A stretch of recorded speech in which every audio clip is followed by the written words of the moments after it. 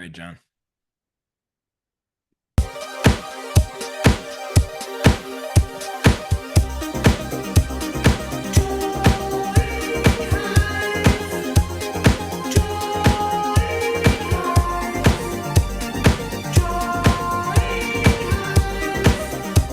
Welcome to Drawing Hive. Nice. Got an old school episode, the core team. Hi, Woo! hi, everybody. Welcome to Drawing Hive. Notice the big logo in the middle, Visual Arts Passage. This to let you know that Visual Arts Passage puts this huge production on every week for you. We were just talking before what an incredible job we do with our production. It's pretty hellish to put Production together I was Awesome. genuinely complimenting Timmy and John on this. Truly. a Zoom meeting every week. You know? Yeah, It's well, for those daunting. of you who don't know, at Visual Arts Passage, we're a mentorship program. We deliver online.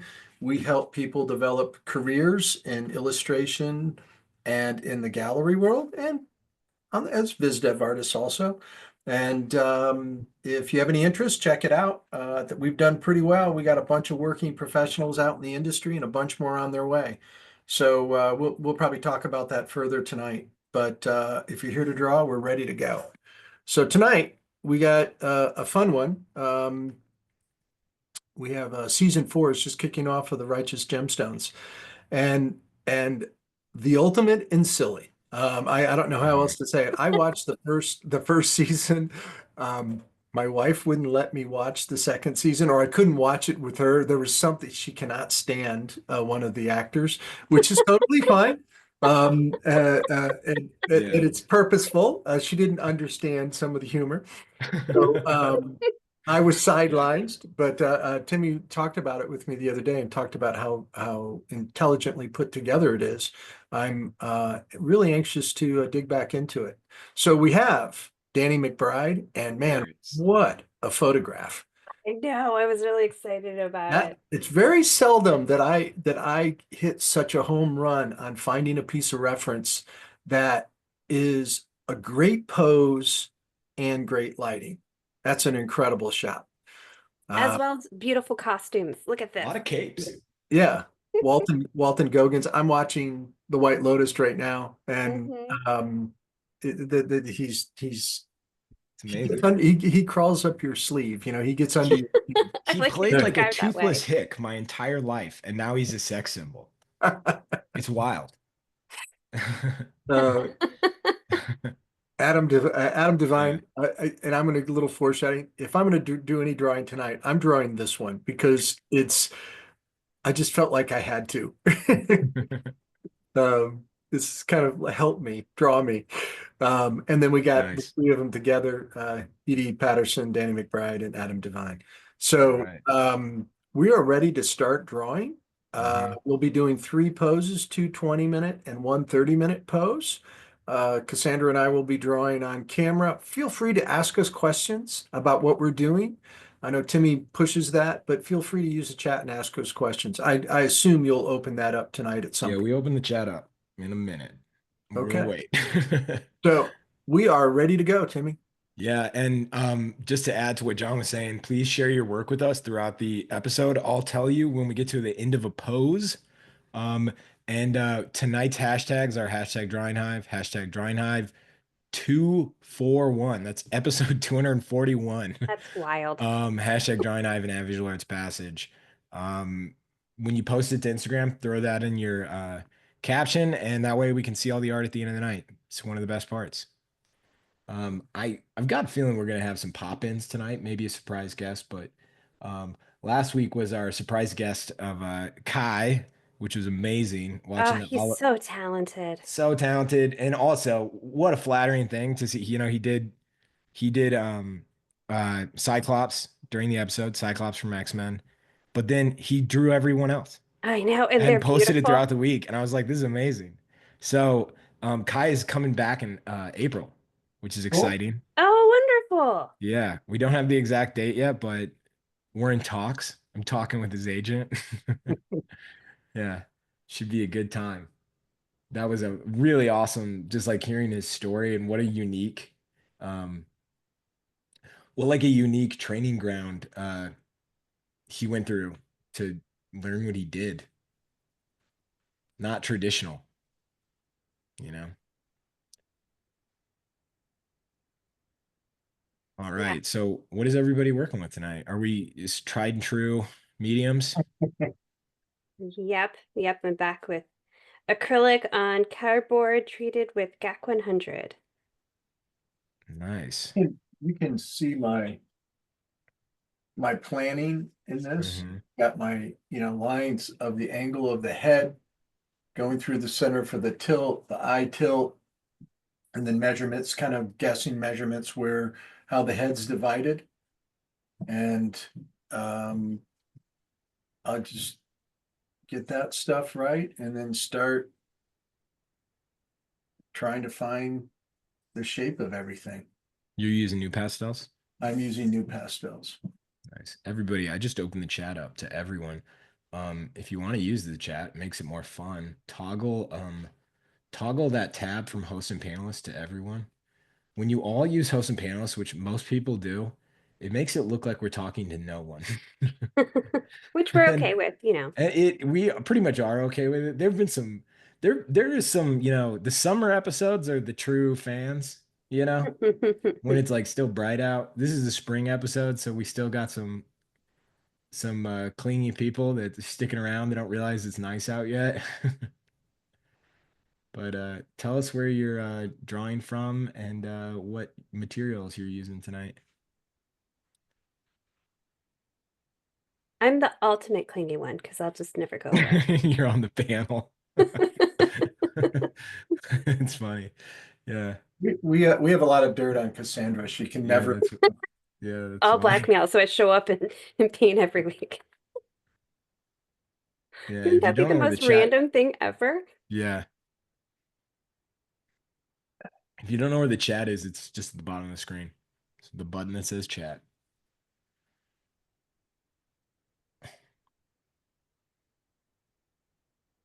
Nice.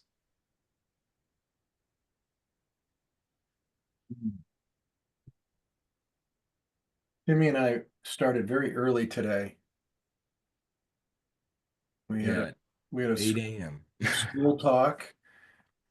Yeah, but we had to be performing at 8 a.m. Yeah. Performance. I didn't really have to. You didn't I have It to was just a do meant to that. circus just be act like, with lots of juggling. I often show up and I'm just like, okay, everyone's where they're supposed to be. Okay, go. Start talking, John. Yeah. Yeah, that's where I go dance. And then I turn off my camera. Yeah. Oh, y'all, I have a school talk tomorrow. I have an elementary school talk about career day. Oh, that's fun. Yeah, yeah. Is that for your kiddos? Yeah, their school asked me to come out and talk, so I have 125 8-year-olds to talk to tomorrow. Yeah.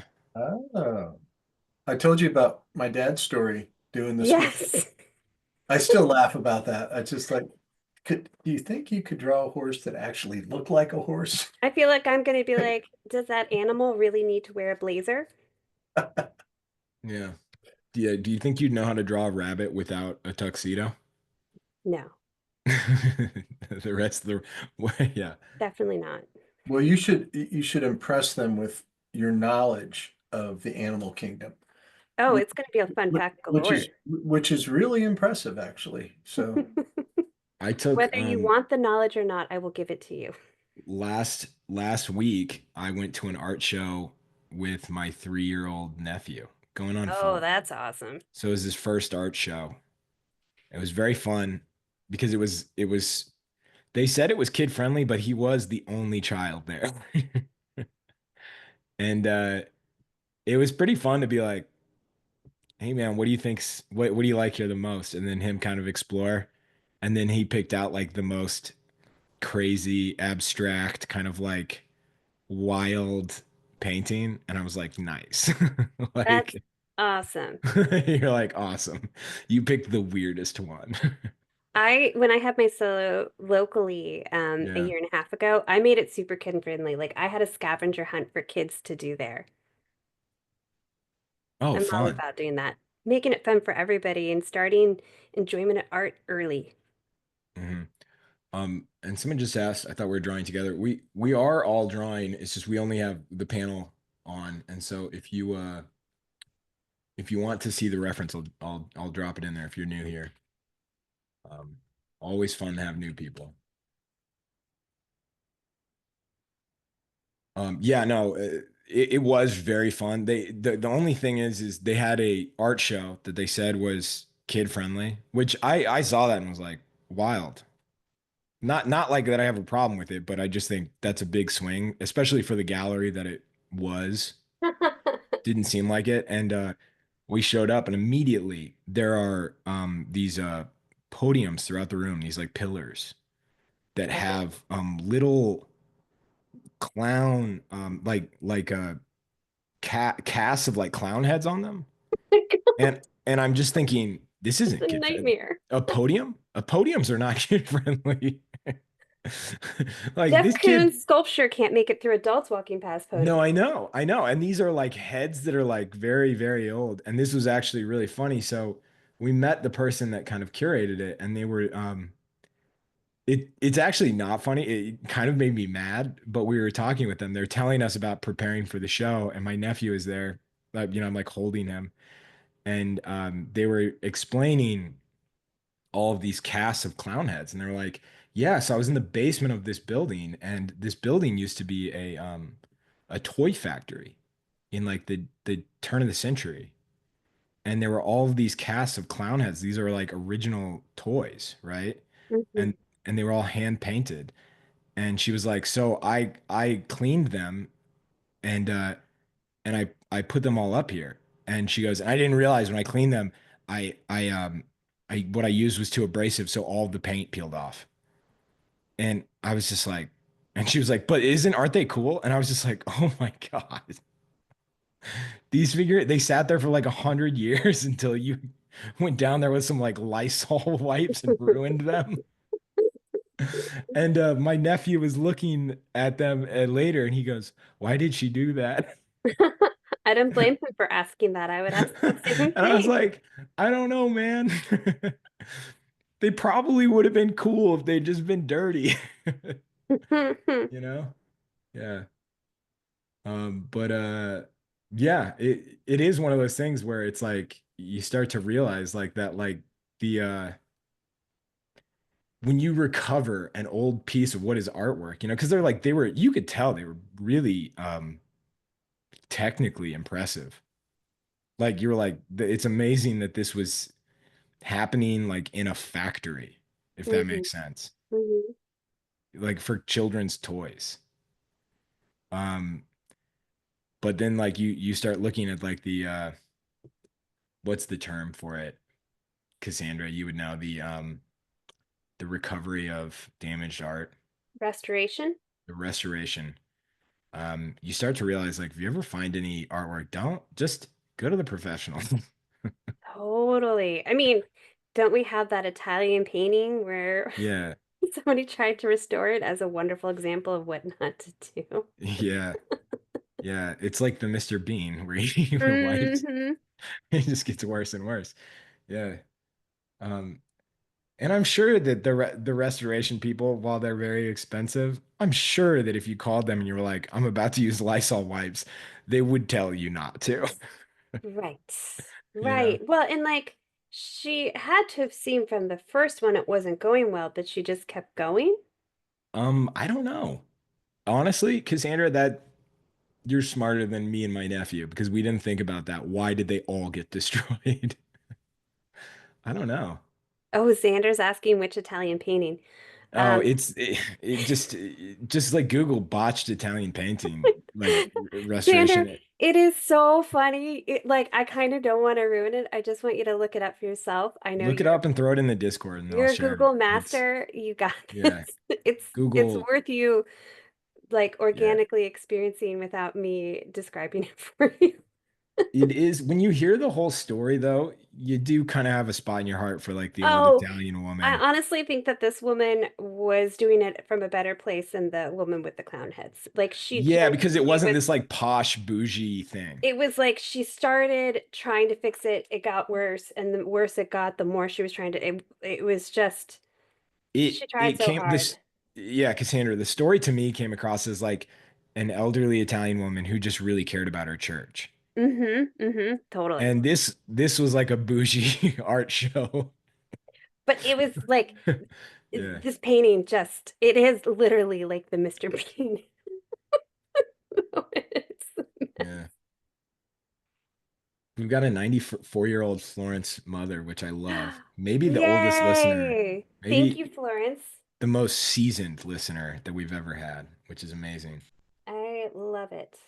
I hope you can share Florence. I hope you can share their artwork because I want to see it. hmm Yes, we want to see what Florence did tonight.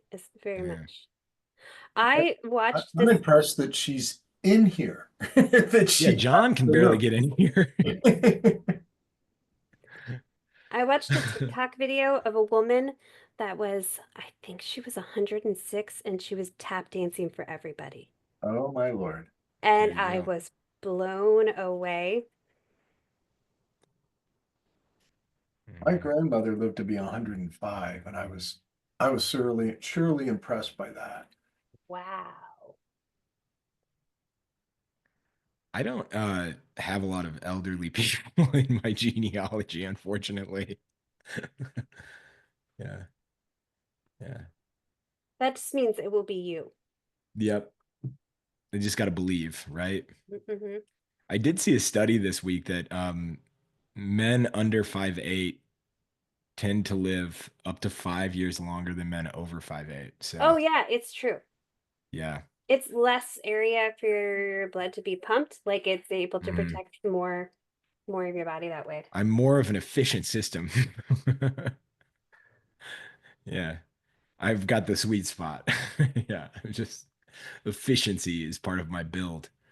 Um, I sent that to every person I know over 6 foot. Um, it's like, it's what you guys deserve. Yeah.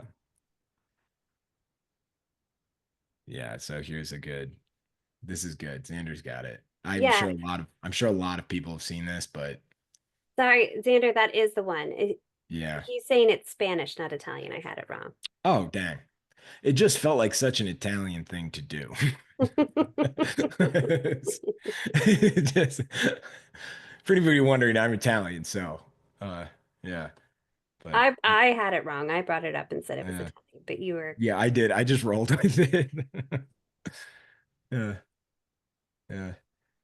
I read this great story, speaking of animals and old people, where this man, he was 109, and he showed up to this new retirement home.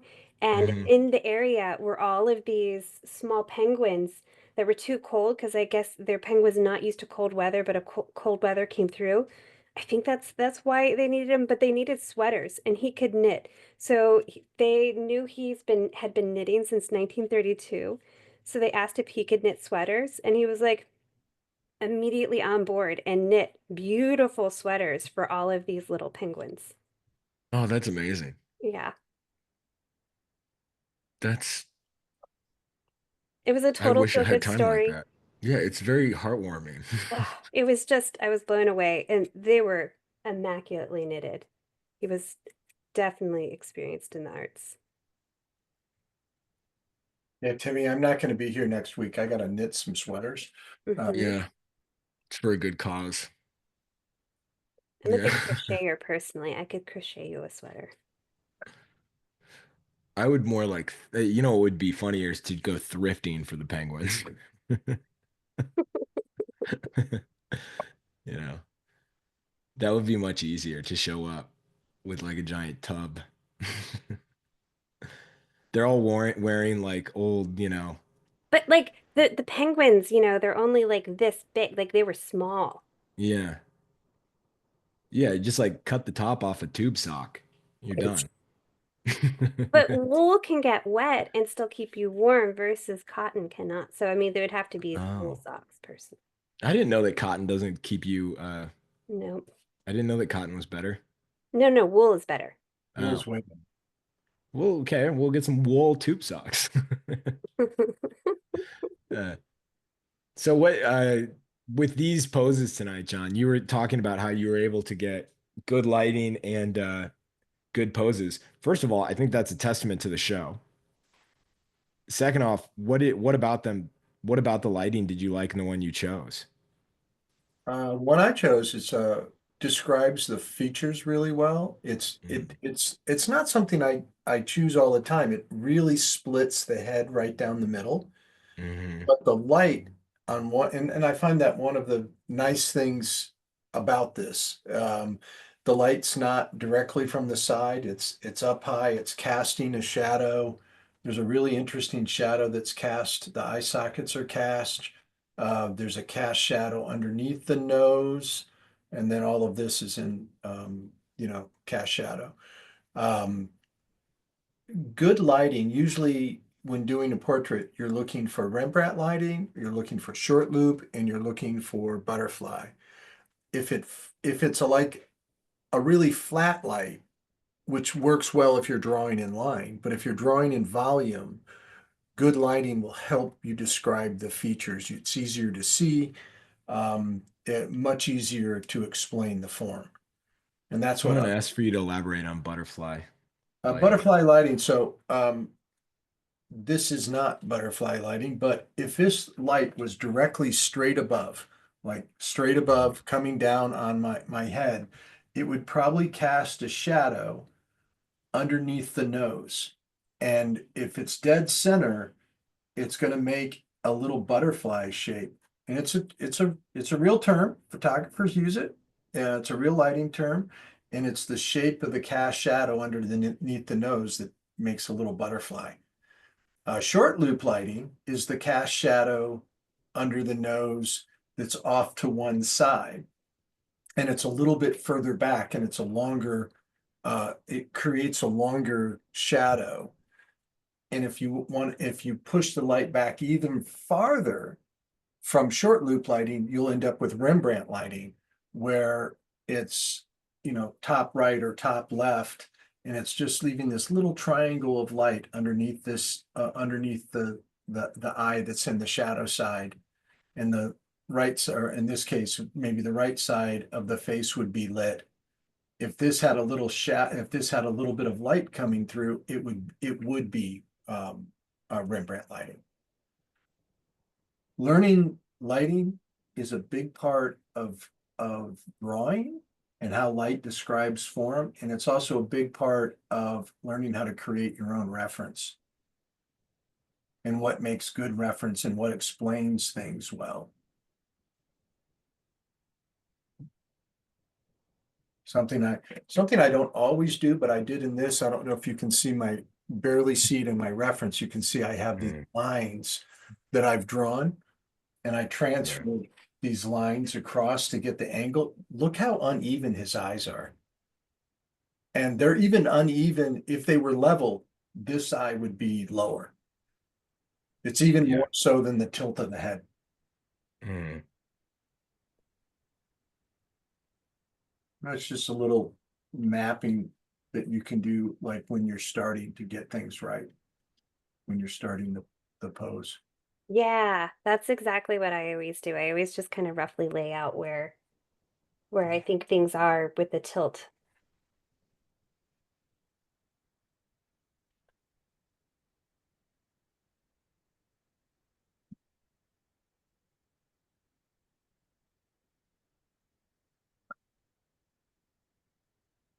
Everything at the beginning is pretty loose, pretty kind of a guess kind of.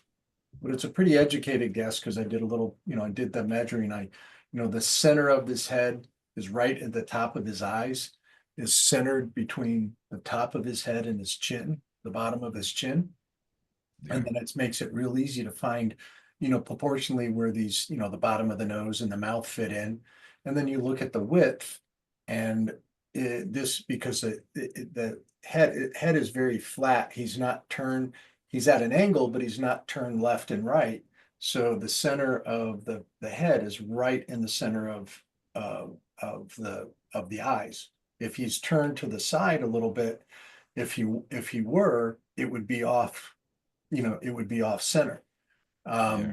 But for this one, it was super easy to find because, you know, and then look at the tilt of the head. So you can barely see it. There's a line right there and one right here that helps me define the angle of the head. And then I have these that I'll mark a little bit so you can see them. And it makes it, so much easier to move forward that way. You know what's kind of funny when you talk about lighting? Um, the terminology and the like the technical aspect of lighting. It's very funny because they're very academic descriptions of lighting and they're very like of portrait lighting, right?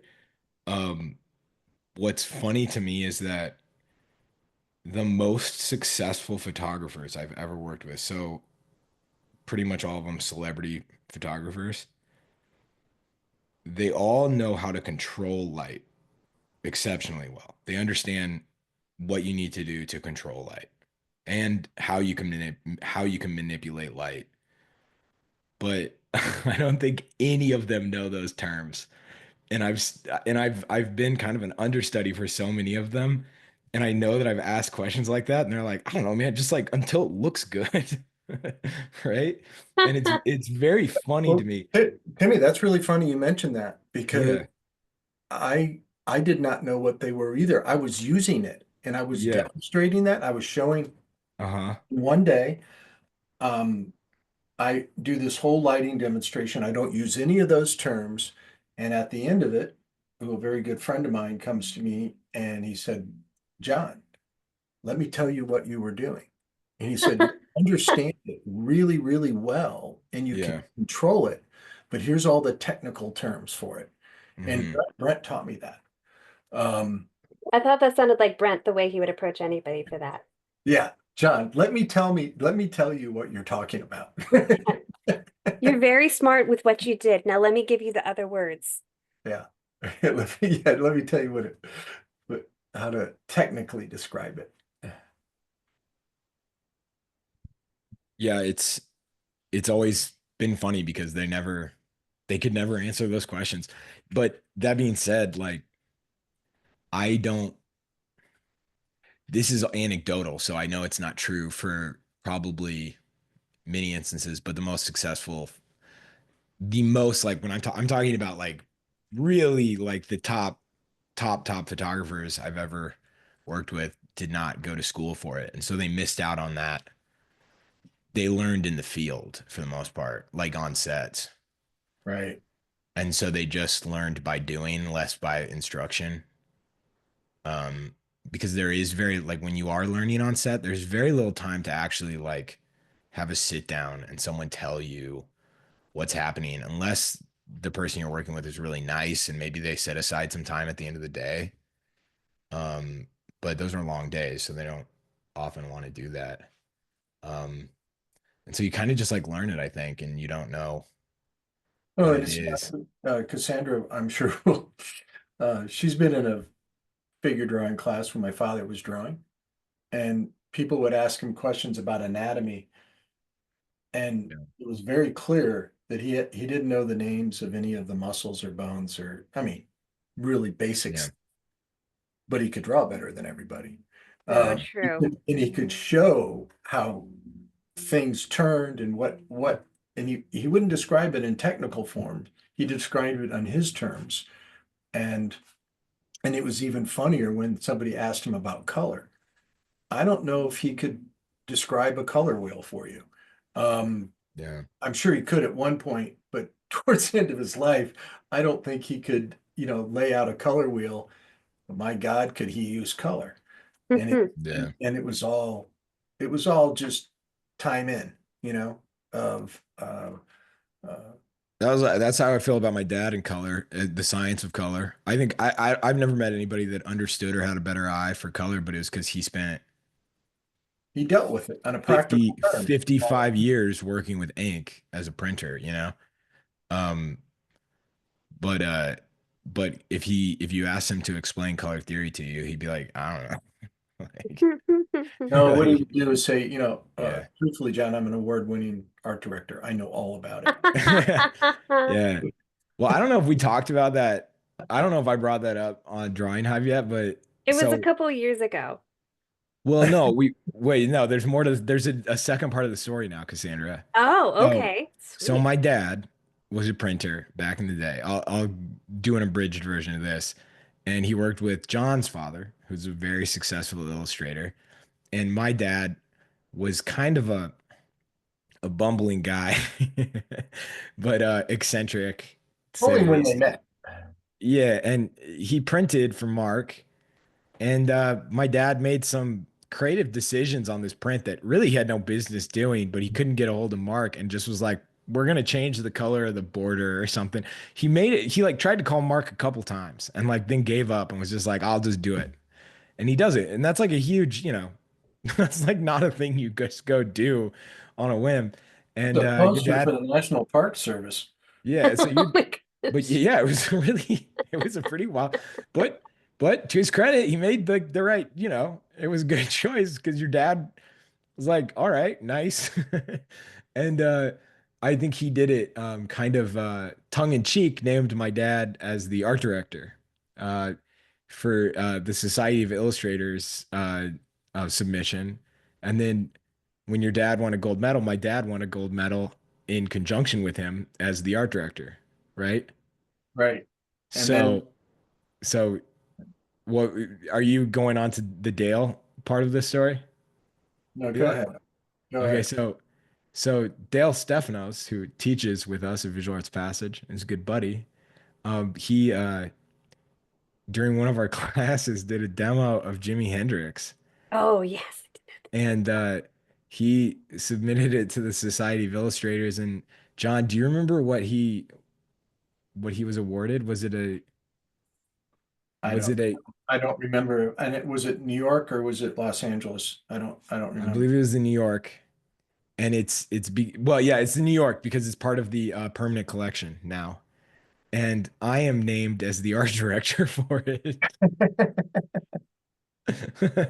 So I'm excited. I'm gonna be in New York next week, and I want to go check out my accomplishment.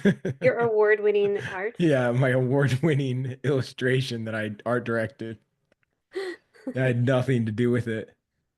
Yeah. Don't tell the society. I don't want to get Dale in trouble, but Well, it happened twice for your dad because my dad was yeah. his first museum show. Your father printed the catalog, and um, he entered it in communication arts and he entered it in the Society of Illustrators, and it won awards in both. And he listed your father as the art director. Yeah, somebody asked what art direction my dad did. He did none. He did none. My dad was just like he was a Badinsky. Like he just shoved his way into it. And I did not shove my way into it. However, Dale did it to kind of honor the tradition of Tim Trayvon's fumbling their way into accomplishments. Into Um, award-winning situations. yeah. What is different between myself and my dad is I will never reference my illustration, the illustration that names me as an art director.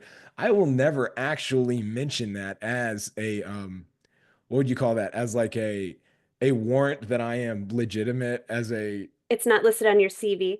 yeah, I won't ever credit it, or nor will I in a debate like my dad often did say, I'm an award-winning art director. Though it He- does make a great two truths and a lie moment for you. Yeah, Your it dad does say actually. that to me all the time. He said, "Well, John, I'm an award-winning art director." He had the gold medal in his office. He had it. I mean, I would put it in my office. Yeah, I mean, it was part of the it was just funny. It was a funny story, and he knew it was a joke, but it was just so funny. Yeah. Well, Yeah. your father was funny that way about recognizing a situation and then saying something that uh, was relevant but a little askew. Yeah, there were times where you'd be like, "Wait, do you know it's a joke?" It was You really know? funny one day. He said that to me. He told me he had two gold medals from the Society of Illustrators. And I said, yeah. I said, John, these were never nice moments either, were they? oh no, we were arguing about something. Yeah, no, I had a it Google was that never was like, it would and I make me said, so happy that you and my know this. It was response was, like in the I midst said, of a debate. yeah, my response was, in a few more, you'll have as many as me, and you'll actually have actually won them. Uh, Yeah, yeah. I'm sure he had a rebuttal to that. He probably changed the subject pretty fast. yeah, Something else that he could win. yeah. Yeah. Did you Yeah. know that I've been the CFO for the Cousteau Society for Yeah, the it's last all a joke. 5 years? It all boils down to like, yeah, Did you know that I fired every person at the Cousteau Society? yeah, because they didn't pay him for 2 months, but yeah, He was before he was involved. So yeah, hey, he didn't enjoy that. For anybody wondering, um, yeah. Someone said light. I love Color and Light by James Gurney. Have you, John? Do you have that book? Have you read that book? I do have that book. Yeah, Most everybody in the industry has that book. James Gurney has a new book out too. Yeah, really. Yeah, it looks awesome. catching. Did you Yeah, get it? Do you already have it? I haven't gotten it yet, but I'm going to. Yeah, I want to get it. I love his stuff. I saw Chris Payne talking about it the other day. Yeah. Decided I needed to get that.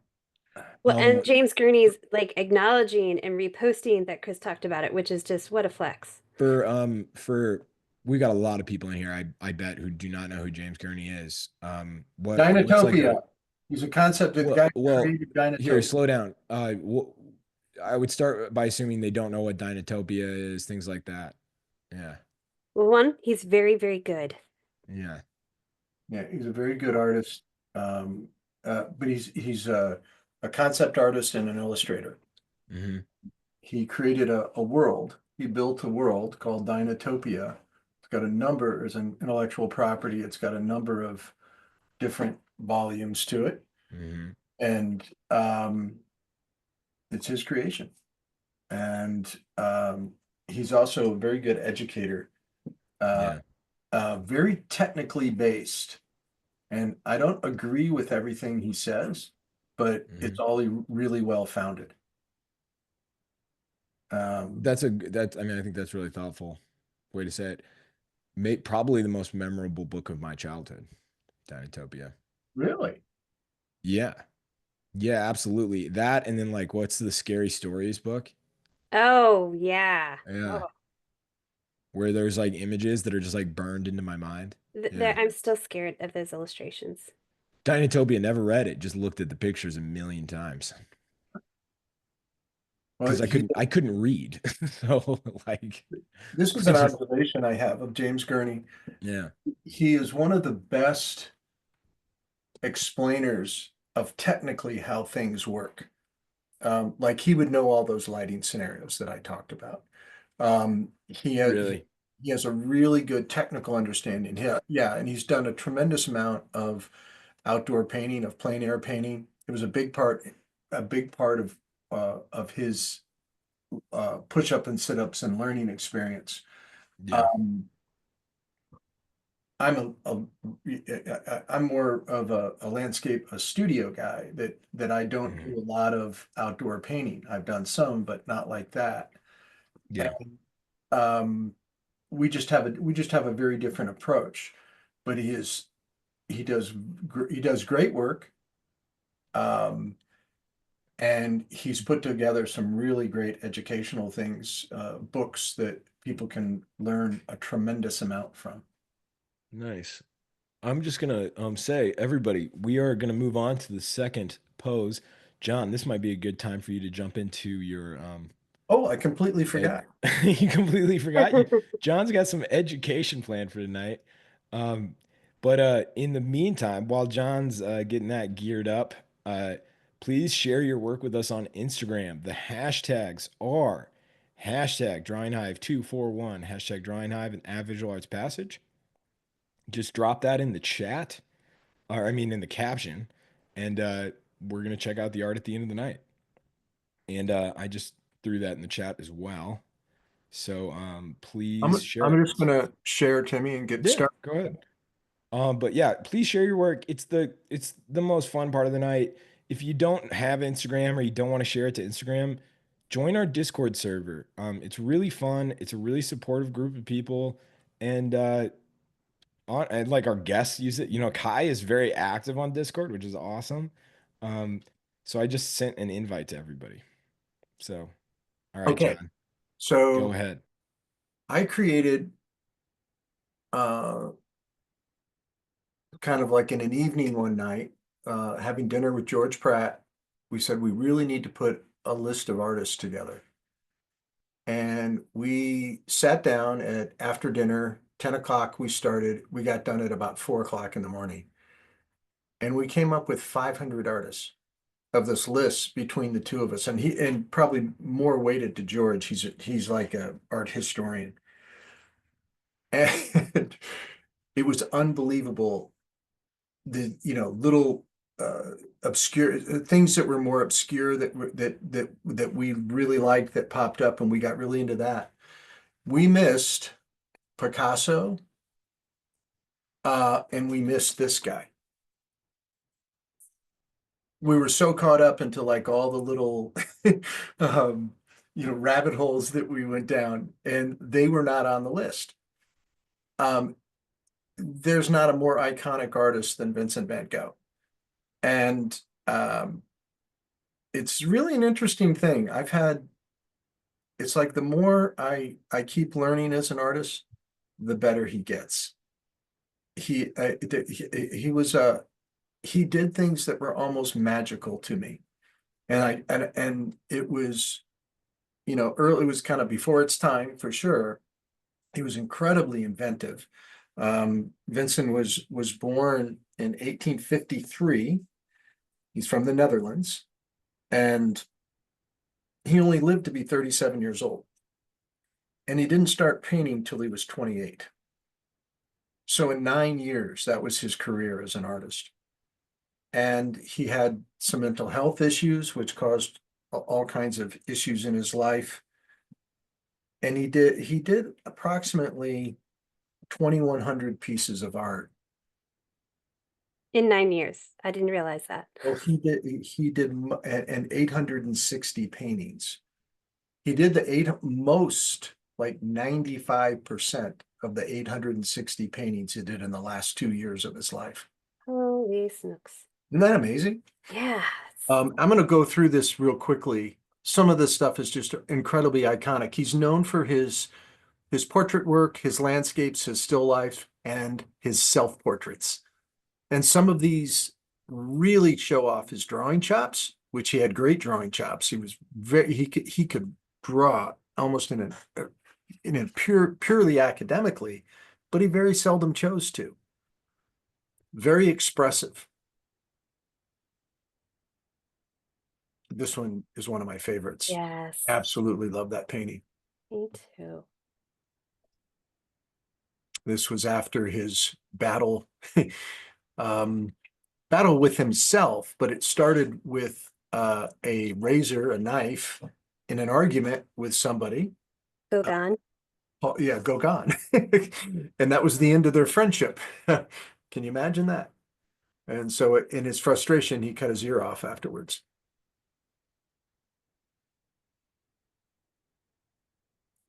I think he's got 32 self-portraits and paintings out there. Great way to learn, great way to practice, especially if you're by yourself a lot. Absolutely adore these things. Mhm. Some drawings. I love his drawings. This is not many people would associate that with him, but that's definitely one of his paintings. Some early on portrait work that he was doing, observational stuff, and just people around him. That's actually a painting of Pissarro, post-impression or impressionist. Did a lot of paintings of laborers, but these are the things that became so personal, the way he used paint, the way he designed, the way he saw the world. And then, he would really dial it in on times on his silhouettes, and, like the rendering of that house. Building is beautiful.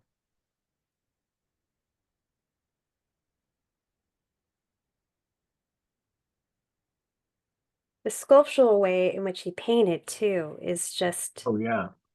I ugh, mean, it's dimensional, and yes. and the shape and the rhythm that he got with shape, brushstroke, beautiful series of still lifes of boots, shoes. Never a better looking pair of boots than those. I mean, everything he did was so emotional. Well, and look at the directionality of the strokes. Like those also really imply the space, like how they're very vertical in the background of the boot, and then they go horizontal, like for the floor under the boot. Like it really helps you understand the space just from brushstroke alone. Yeah, absolutely. And he was, you know, he sold one painting during his lifetime, and he's probably in the top five of most expensive artists to buy currently. His brother supported him, Theo. There's a great book out, uh, Letters to Theo. It's just the letters back and forth. It's a fantastic book. I want to get through this, and when we get back to drawing, remind me about the letters to Theo. I'm going to tell you a good story, Cassandra. Oh, that sounds wonderful. My dad had a really great print of this in hung in our home, Mm. that I just remembered it from my childhood.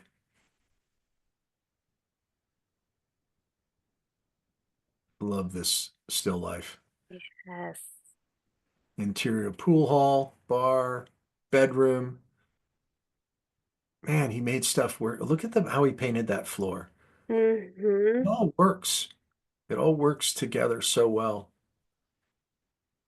He did study at the Royal Academy of Fine Arts and also the Academy Royal de Beaux Arts.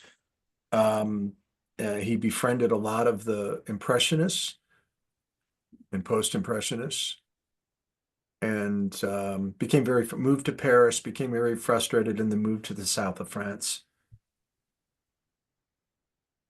Wow. That's something. Yeah. It's it's shape, but there's so much movement in the application of the material. Hmm. Starry Night.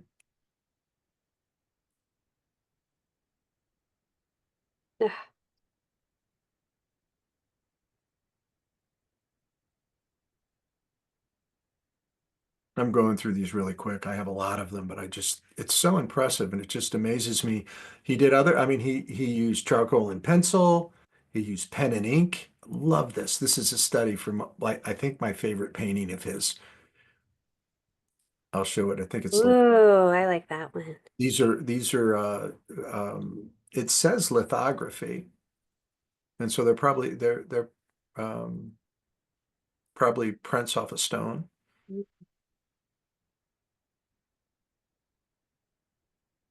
Back to some of the landscapes and cityscapes. I love this. I mean, Mhm. how much emotion, that's a gray, rainy day. And that Right. was his interpretation of it, him looking out the window of his studio. And he perfectly captures it. It almost feels Yeah. animated. Oh, yeah, almost with nothing. It's a very understated painting. This is one of my favorites of his. I love the shape design and the directional motion. There's so much energy to this thing. This is kind of a self-portrait. And it depicts him so well. You imagine him walking through the south of France and trying to find a place, his easel on his back, his palette in his hand, his brushes, looking for a spot to paint. It's just such a great piece. And this is my favorite piece. Oh, yeah. I just love it. I mean, look at the thing just explodes. The color within color, the energy, the vibration, just stunning. And how he handled the figure, losing it into that background. It's brilliant. And the And sense of depth that he created. yeah, he was absolutely brilliant. Yeah, the scale of things as they move back in that foreground. Really the only two photographs of them that are that are definitely him. There's other group shots of him. He's in like sitting at a cafe with other people. He was only 16 years old on the one on the right. I did a portrait of him as a demonstration one day from the one on the left. I really like that photo. Mhm. And this was his studio the last couple of years of his life. Lovely. Anyway, that's my presentation tonight. Don't overlook, there's a reason that movies have been made, books have been written. He truly was a great artist, one of the greatest. Don't overlook some of the, some of the big names.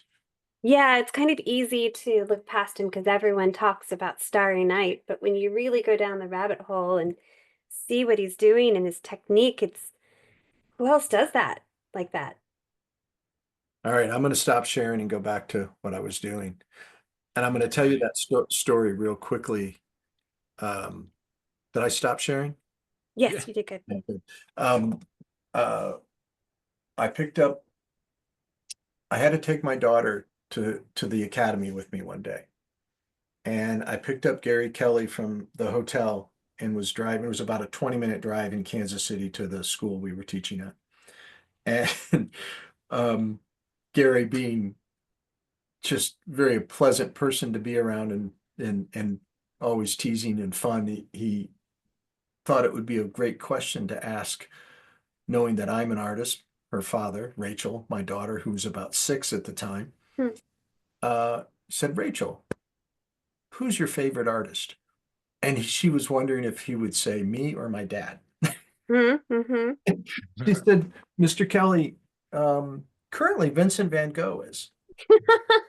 And I almost wrecked the car. I was like, where did that come from? And so he pressed on. He said, so what is it about Vincent van Gogh's work? Well, I really like my favorite painting of his is Starry Night. And I'm like, what? I mean, it's like, where did she come up with this stuff? Well, I had the Yeah. book, The Letter from Theo, on our coffee table, Yeah. and she had gone through and read the book. And she was an early reader and very Nice. exceptionally bright. And Gary got such a kick out of that it wasn't me or it wasn't my father, it was Vincent van Gogh. You must So have been so proud. I mean, that's such a wonderful, thoughtful answer. that It's a was very pretty nervous. smart, Yeah, I was nervous what her answer was going to be. very smart girl. John, I always tell people about her college project as a photographer, like a journalistic photographer, where she went to private zoos Yeah. and took photos of the owners around America, like, and them and their animals. Oh, cool. I didn't know you knew about that. But, Yeah, I remember you telling me about it and being like, that's a genius photo study. yeah. Like yeah, yeah, that's Very something that would end up like in the Met. Like that's a high level concept, I think, because first of all, you're gonna strike gold like 99% of the time. Like private zoo owners. Yeah, she was real worried. She started to having to get people go with her because she was started to get in fear of her life. Um, Yeah, because there was like a lot like a lot of the illegal collecting of animals. the access to also the it didn't seem like there were as many physical barriers between her and the animals, Yeah. you know? Wow. Yeah, I think I remember she applied for a job at Soslin where I was working, and I was like, "You gotta hire this person. They're idiots, so they didn't hire her." And they saw that photo study, and they were just complete morons there. and, and they were like, "No, we need somebody who's gonna fall in line, like you, Timmy." That was about like a week before I quit. But yeah, no, that was an amazing project. Yes. She's Yeah, smart. She does now. She's on maternity leave right now. yeah, Uh, she just had her second child. Uh, but she went to work for a huge engineering firm, Burns and McDonnell, yeah, and they hired her for the marketing part. And what she ended up doing, they realized her writing capabilities.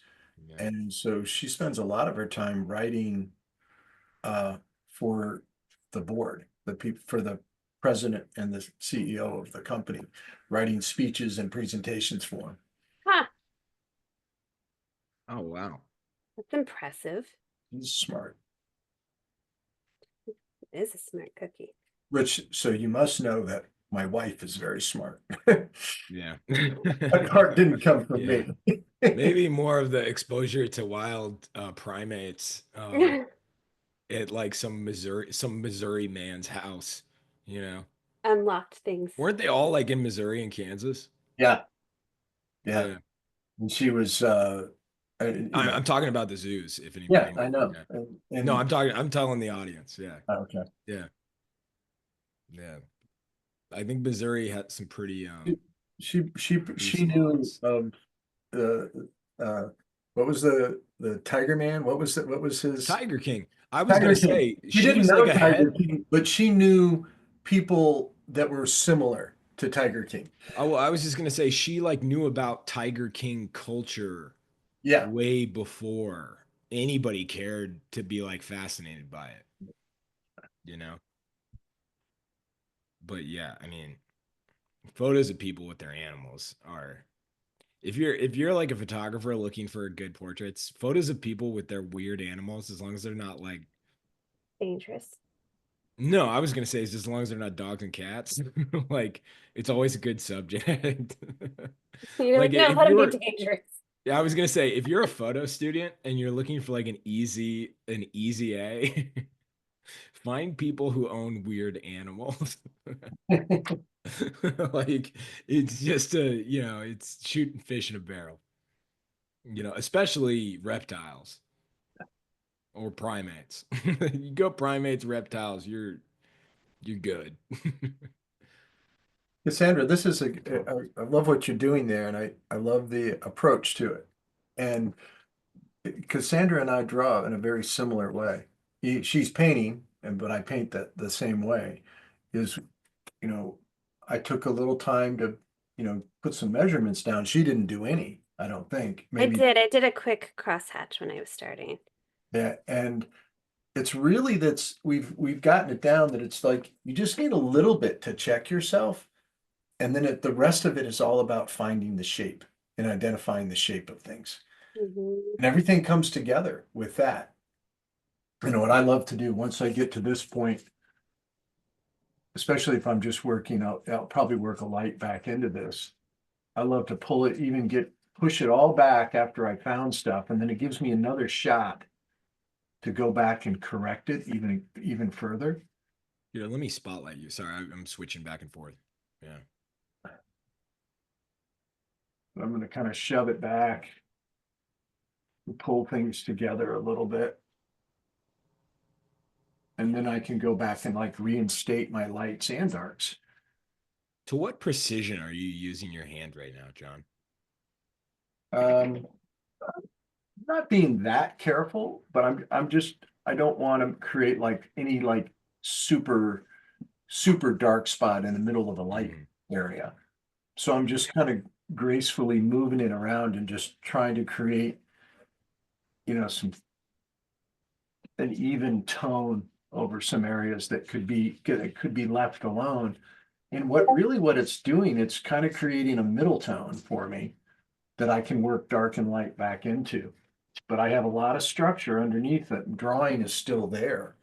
Um, doesn't look like much now, but and it's also, I hate this in this camera that everything's so contrasty. I Yeah. was actually I like my drawing that I did last week that's up on the wall behind me, but it's so contrasty when I was looking at it that night.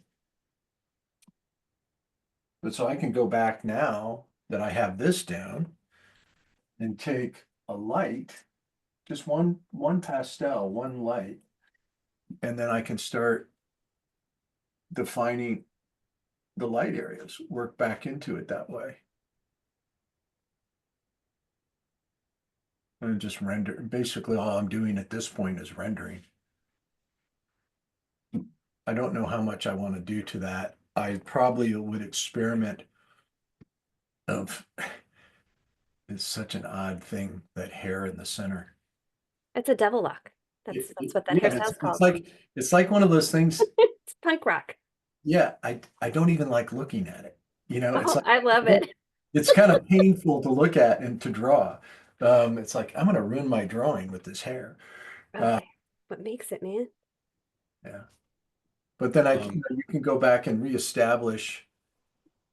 I would probably start with the darks first, and I would think about bringing you could bring information on the actual line and the shape of things, get a little bit more accuracy. it's a really fun fact about Vincent Van Gogh. Somebody shared on Discord that I think is worth sharing. You know who shared it. Xander, the Xander, Xander. Google, the thank Google, you, Xander. the Google Ghoul, Xander. Um, uh, I really like this. So Johanna Van Gogh, um, Vincent's sister-in-law and Theo's Yeah, wife. Um, John, you may know. I know. Go ahead. Um, so after there's a picture of her. After both Vincent and Theo died, she took it up to herself to make Vincent's talent known. She's the one who published the first book of Theo and Vincent's correspondence, and she worked closely with art dealers to organize exhibitions of Van Gogh's paintings. That's pretty amazing to Yep. like to put somebody else's passion in your like to take it upon yourself Make it your priority. to make it your priority because like who wants to like wake up and like wear a hat with someone else's name on it, you know? Mm. And I think that's awesome. I think that's so commendable and really cool. Well, she recognized the situation where Yeah. nothing really happened with his career when he was alive, Yeah. and she put his legacy to work. Did a Yeah, but like even then, it's like having the confidence in believing in another person. But when you see that it's special, you want everyone else to know it's great. special. And I she understand. obviously saw it. Yeah, I understand that, but I also we have the foresight. We have, or the hindsight. Hindsight. The hindsight. We don't have the foresight. We have the hindsight to be like, oh, well, yeah, he's a genius, obviously, right? But then you have to remember like an entire like community, an entire culture failed to acknowledge his talent. But that may be the thing that drove her even more to make sure he was But recognized. still the confidence to be like I Yeah. believe this person is worth more than what they're valued. Yep. Hmm. You know, Hmm. that's amazing. That was That's it's a bold statement. It's And a that's a skill unto itself. yeah, I it might be the most important skill Yeah. of being Yeah. like, not only is everyone else wrong, I am right. You Hmm. know, Hmm. that's and then yeah, I don't know, that's awesome. I love that. no, I think about that all the time. I think about uh, the scenario of my sisters and I and all my dad's work, and Yeah. perpetuating that because I truly think he was a really, really great artist. And he had a lot of success, but you got to continue to chase it. You can't let it sit there. Yeah, especially now. Um, and John and I, we visit schools all the time, and it's interesting learning what, you know, I mean, I remember going to school with you, John, like even 8 years ago, and asking students like, like name dropping, essentially, you know, name dropping illustrators from history and them having recognition in a classroom. And now today, there's not that recognition to the same degree. However, what was it last week, John? We gave a talk at a school, and I knew it made your day because the student, she had some questions, and she like was She it wanted to talk about Bernie Fuchs. was it Bernie? Okay. Awesome. Yeah, and so this like 19-year-old kid that was just like Bernie Fuchs is my hero, and we were just like hell yeah, And like now we're friends. yeah, yeah. It was Well, awesome, and because I would expect that, she was in Francis Vallejo's class. Yeah. Ah, that So makes sense. she had the luck of being in the right being in the right classroom with the right person. And Yep. I'm not saying that, I think it would be really easy to play this game of being like they don't know the illustrators that we think are the best. And that's not what we're saying. Like it's it's actually like because often we'll say, what is your favorite? We'll ask, what does everybody want to do? And they'll be like, I want to do children's books. And we'll be like, who's your favorite children's book illustrator? And they kind of in a best case scenario, and I'm generalizing, this is not always the case because one student last week said their favorite artist was Bernie Fuchs. But more often than not, they will say, there's this person I follow on Instagram. I can't remember their handle. That's like kind of John, wouldn't you say that's kind of the most common? Yeah. Yeah. Yeah. I don't always get their names, but I follow them, that type of thing. And it's And like, we're kind of tiptoeing through it because we don't want to say like your gut reaction is you don't want to be the guy that's like, get off my lawn. That's not the way we used to do it. Like, so you're kind of like, okay, times are changing. But then you're kind of, I don't know, it's a very reflective thing to have to think about because you have to be like, it, it's got to be important for you to know your heroes. Well, Like, I, and especially children's yeah, book.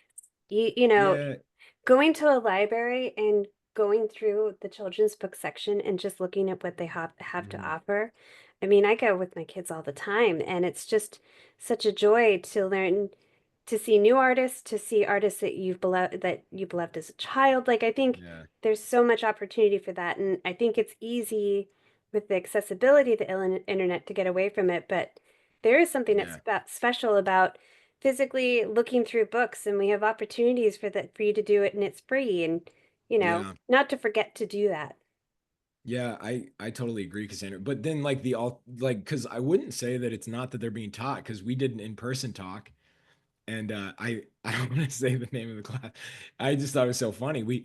John will say I started getting on John. I said, hey, when you mention anybody's name, just say who do you guys all know who that is?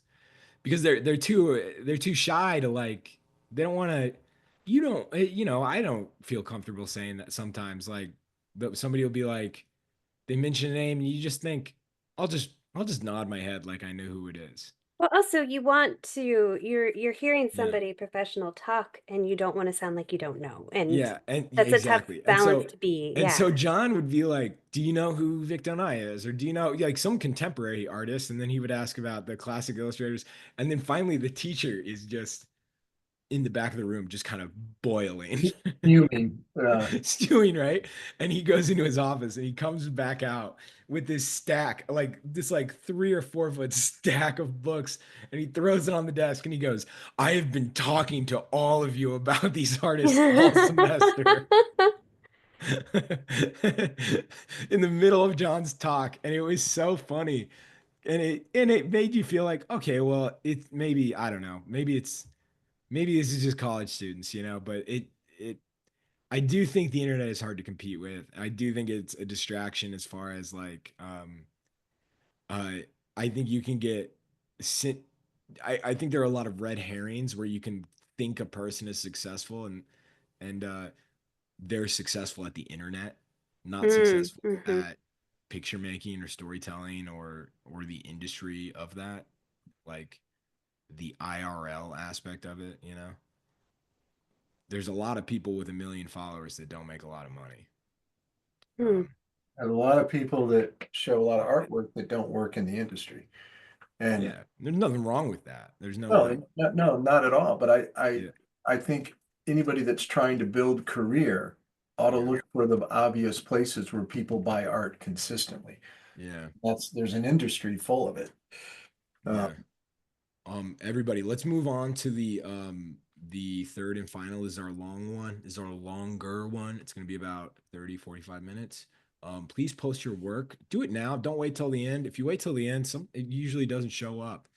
So it's hashtag drawing hive 241, hashtag drawing hive and add visual arts passage.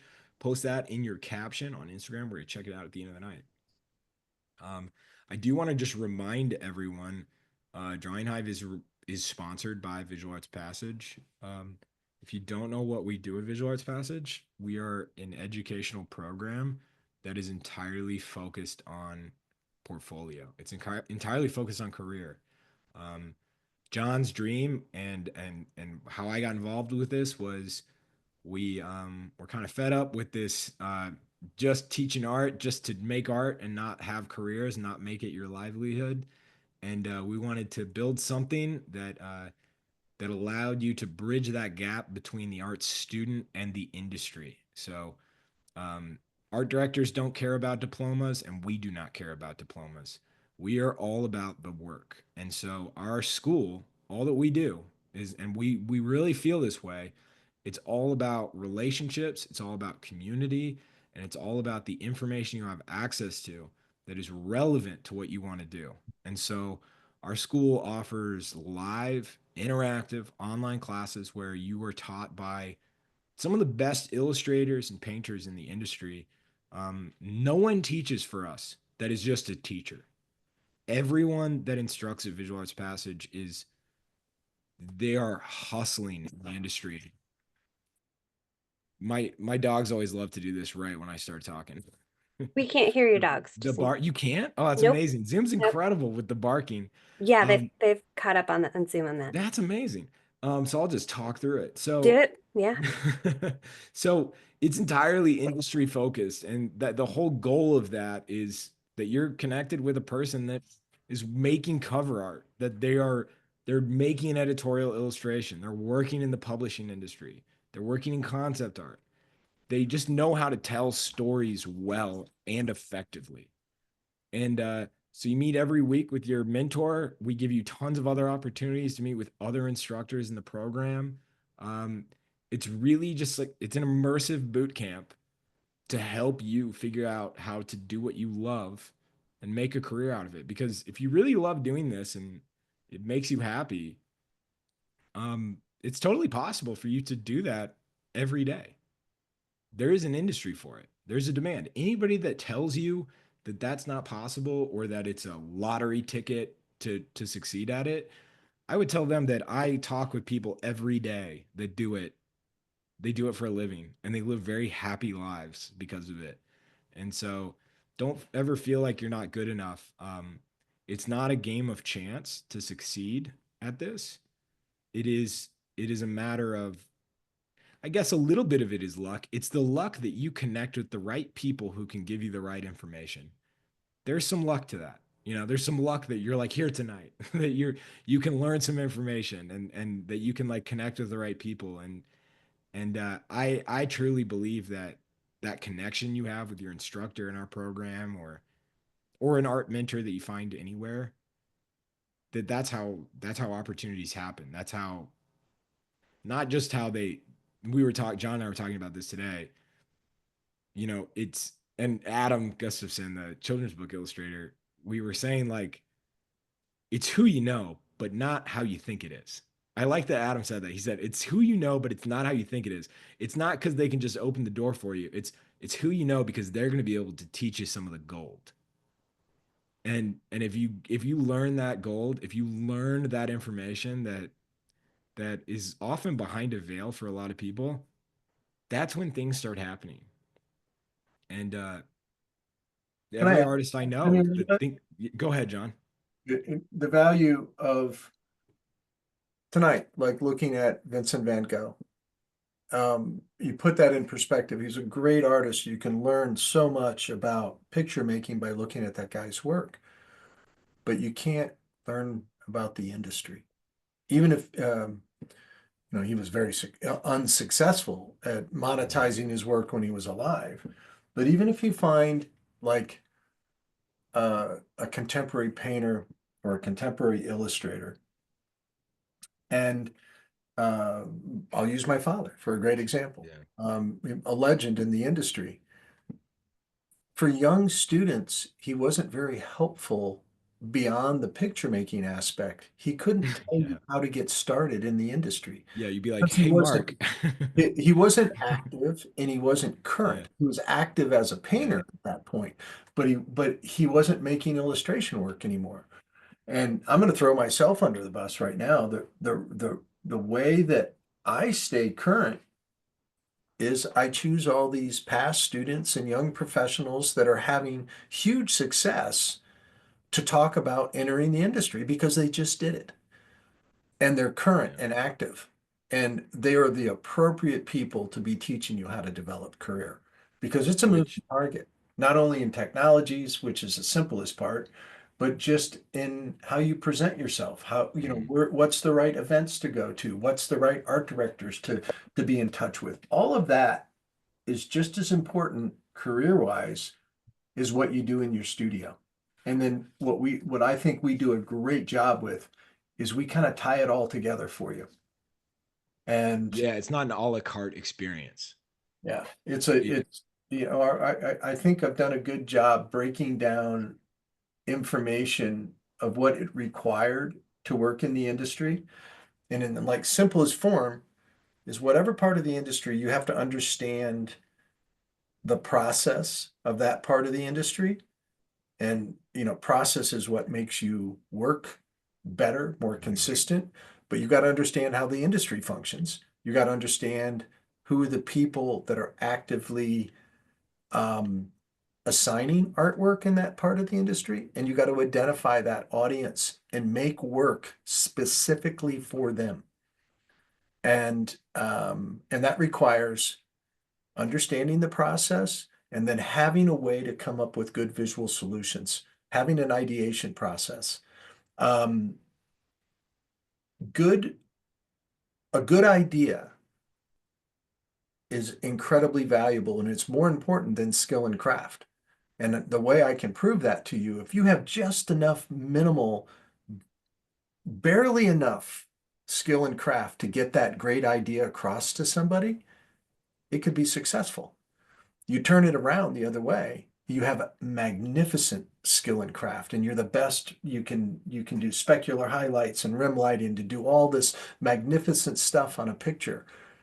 But if it's a bad idea, it's going to fail anyway. And On so, the topic of, oh, sorry, go ahead, John. so you know, in everything we do as a visual in the illustration world and the concept art world, it's an interpretation of something from text that we create a visual solution to. And so you need the physical part and you need the cognitive part to start thinking about putting a portfolio together. And the portfolio needs to be aimed at the audience that you identify. And those are Mhm. a collection of art directors and venues that buy whatever it is you want to do. I'll shut up. No, no, I just want to tell everybody because on the topic of good ideas, I'm very excited about this. Um, one of the things that we do is we host all of our events are outside of regular like 9 to 5 working hours. That's mainly because we've become a very popular program amongst college art students that are trying to make a career that a lot of them have day jobs. A lot of them are in art school. Some of these are people are in their 30s, 40s, and they want to chase this dream. Study halls every Wednesday night, and it's a group critique, and I am so excited that John hosts study hall, and I always get a guest to host it with him. Ted Kinsella, Edward Kinsella, is coming to teach study hall next semester. So the Oh, spring semester, awesome. yeah, so spring semester starts April 19th. And Ted's going to be there for all 10 study hall. It's awesome. You can see, you would think that the portfolio ends right here, that I couldn't scroll down, but I can. It's amazing. The work is incredible. One of the most working cover artists in the game right now. Um, and so I wanted to share that. That's kind of a new development. Very exciting. And yeah, so if you do want to join, it's also on sale right now. It's $200 off. So use code SPRING 200. Um, cool. I didn't want to go on too long about that, but I didn't want to leave out the Ted or Edward Kinsella thing. I keep saying Ted. Everybody's like, "Who is Ted?" How, that's how That you was know how it you. was the first That's time how I you know actually you're just. buds with him. Is he Edward's comes here? teaching the art of the cover with us right now. And So cool. I have sat in on every class. Oh, that's awesome. Listening to it, I just absolutely he's mesmerizing in the way his delivery is just incredibly good. Yeah. He if he was not an illustrator, he would be an entertainer of some sort. Hmm. Yeah. Totally. He's awesome. Um, Um, I'm going to ask Cassandra the question. Cassandra, you've been teaching since the beginning of our fine arts program, which Mm-hmm. which I think is an unusual program because it's all about learning how galleries function and developing a body of work aimed at that part of the industry. And I really call galleries are a very commercial thing, and they're all about selling work, and you have to understand how they function and how it works for you. And what's your kind of takeaway from it, Cassandra? Well, I feel like I stumbled into the gallery world after doing art for a very long time. I was originally like a Trader Joe muralist, and then I got out of that, and I'd always wanted to go work in galleries, but I was horribly intimidated by it all, and I thought there was no place for me in the kind of art that I do. And I managed to find a foothold in there. And there was just so many things I didn't know and I didn't understand. So when John wanted to develop the fine art program, he literally pitched me like, let's have this be the classes that gives you all the information that you wish that was there for you. And like that is just such a dream to be able to tell people about what works, what not to waste your time on. Because, everyone thinks that it's a lot of luck that people break into the field, but it's not luck. And it's helpful when you meet people, but it's not helpful if you're not ready yet. So we help get you ready and then we help point you into the direction that makes sense for specifically what you're working on. An artist that's focusing on still life is not going to go in the same direction that someone's focusing on pop surrealism. Like those are two very different groups of galleries. Some of them overlap, but mostly they're different directions. And so helping to understand the kind of fine artist you want to be, what is your process, and then where you want to go with that. Like, it's really, really exciting to be a part of helping to direct you and help you skip over the things that John and I learned and wish somebody had told us so we didn't have to go the long way. So I find that really, really exciting. And I love cheering people on and seeing breakthroughs when people find exciting directions and when students get into shows and book solos. Like, honestly, it's just as exciting, if not more, when I book cool shows because I've seen how hard people work. I don't know. I love it, and I'm honored to do it. Cassandra, it's kind of interesting. Um, I didn't know because it was a new program when we started it, and I didn't see anything out there like it. Hmm. And I was thinking, what's the outcome going to be? It's really measurable in the illustration world. It's like they get into the shows, you can see their success by what they're, the clients they're working for, what's being printed, all of that. It's easier to measure the success there. And so I just think it's so cool. We've had 3 people book shows in the last 2 years, like one person shows, Like solo shows, yeah. yeah, like which that's a is big, that's not that's a small huge. deal. That's a huge deal.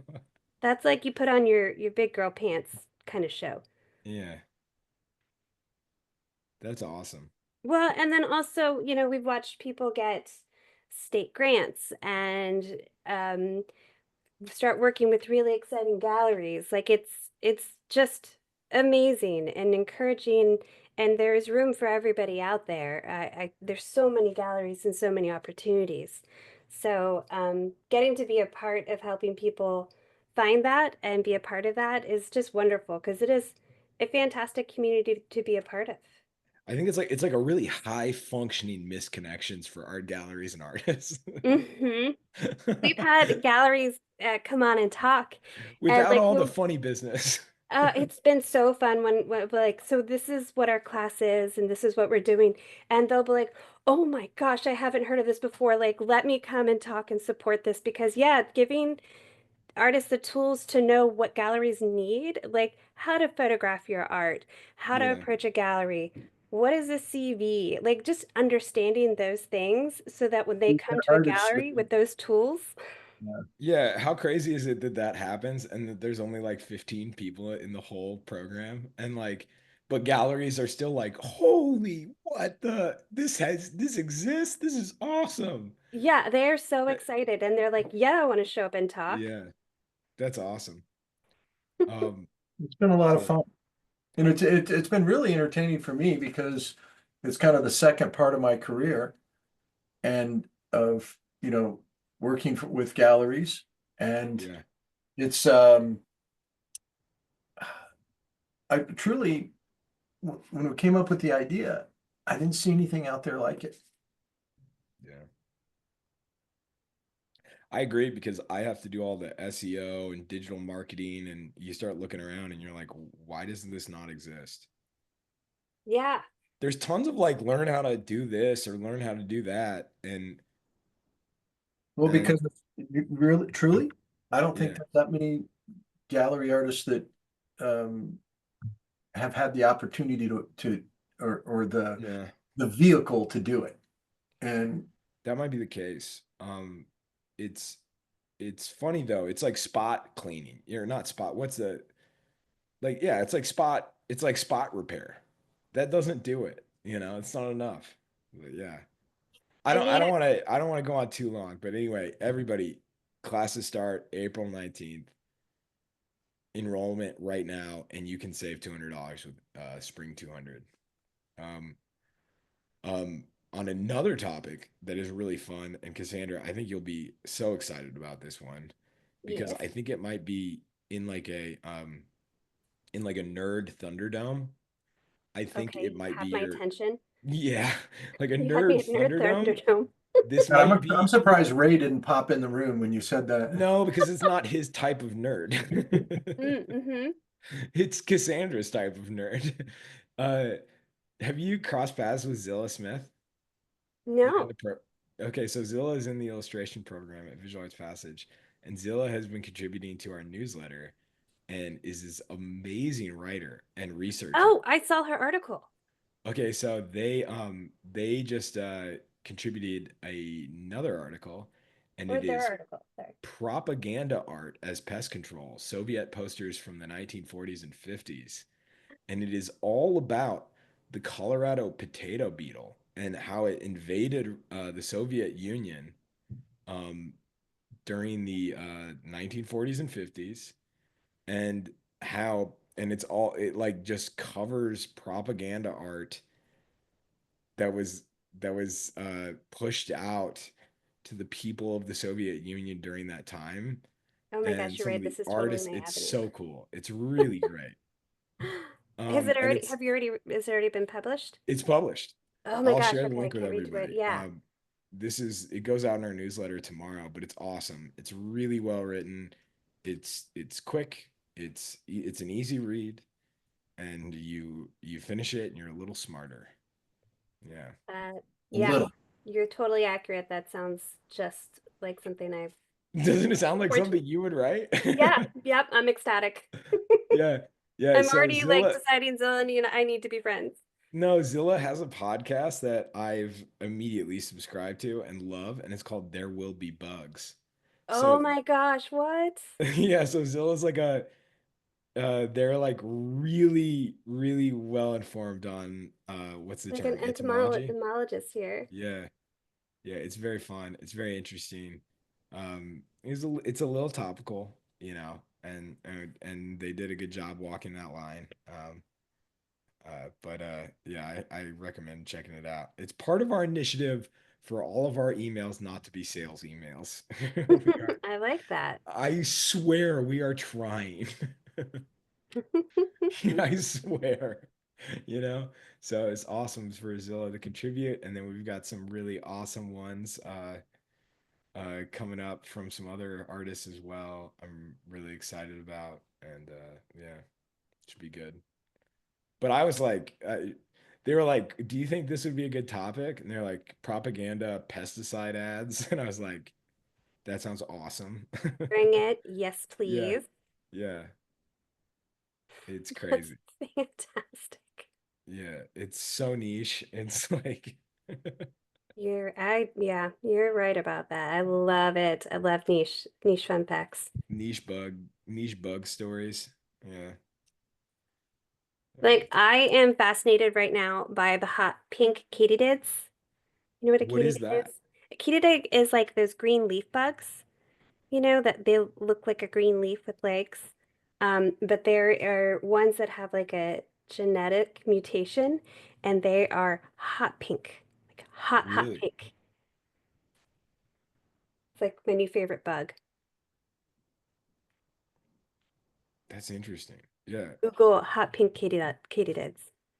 These these ads are the propaganda ads from Zilla's article. You know, Zilla very kindly messaged me because I said, you know, go ahead with the article, and they very kindly sent me a message being like, "Are you guys sure you want to publish this?"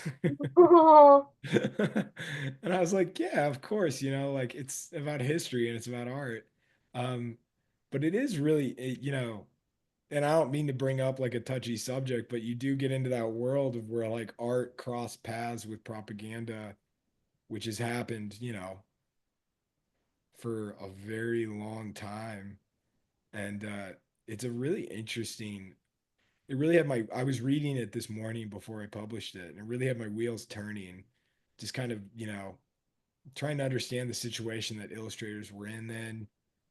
Um, this is kind of a, this one seems relatively harmless, whereas others are not. hmm. Yeah, Um, Obviously, and I'm sure you can all imagine them and Google them yourselves. Um, but you kind of start to wonder the situations and the you know the phenomenons that occur that like lead to an artist having to do them or like being forced to do them or choosing to do them. Um, you know, and it's always I think argued as which is which, but um, yeah, it's a really thoughtful article. that sounds wonderful. Yay, I Yeah, can't wait to read it.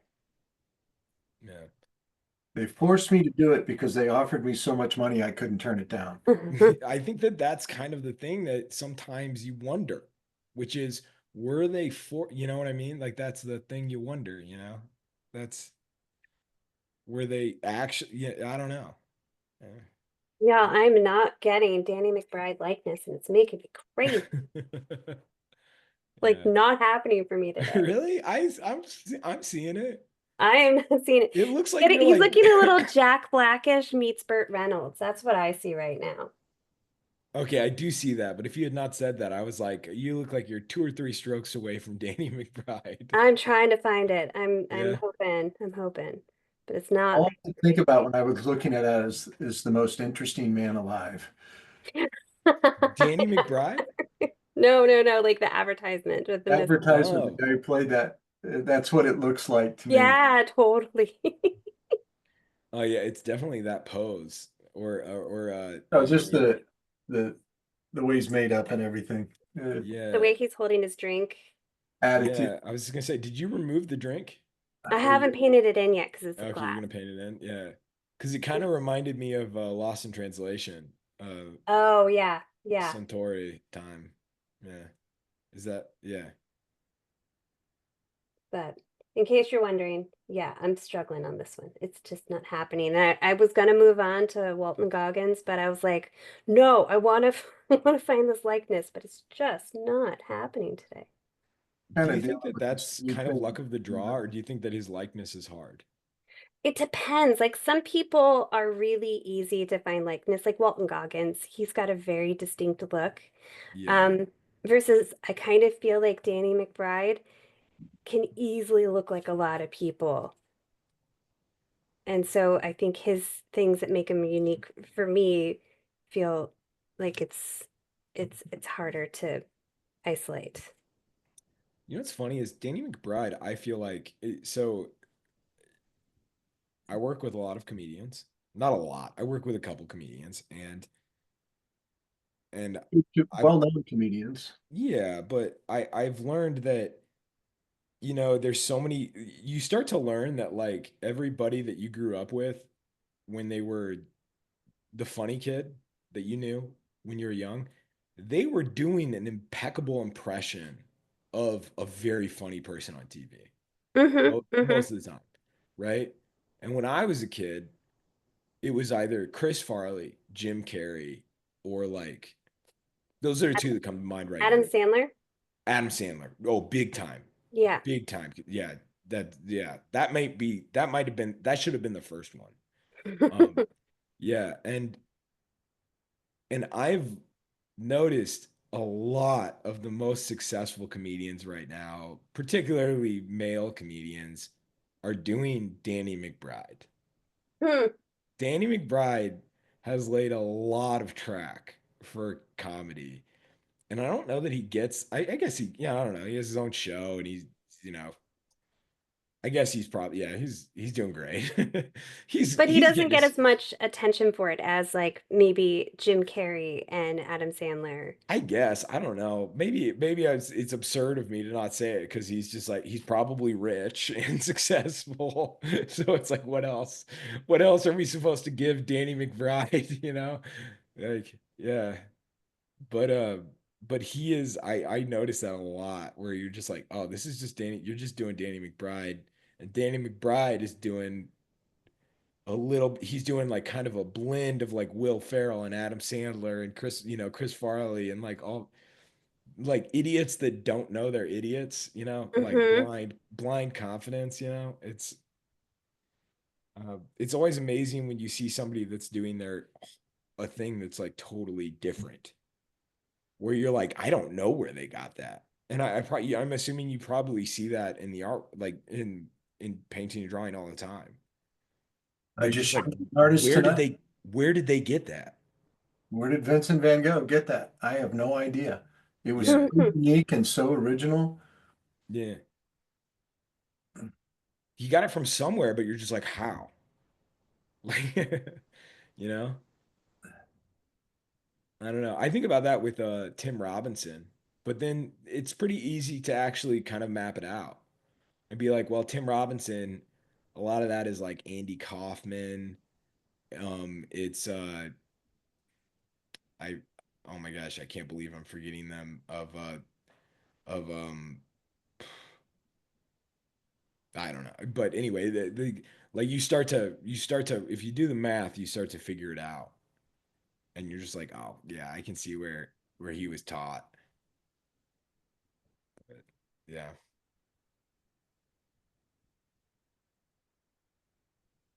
I That's funny. agree. That's funny you said that about like kids in class.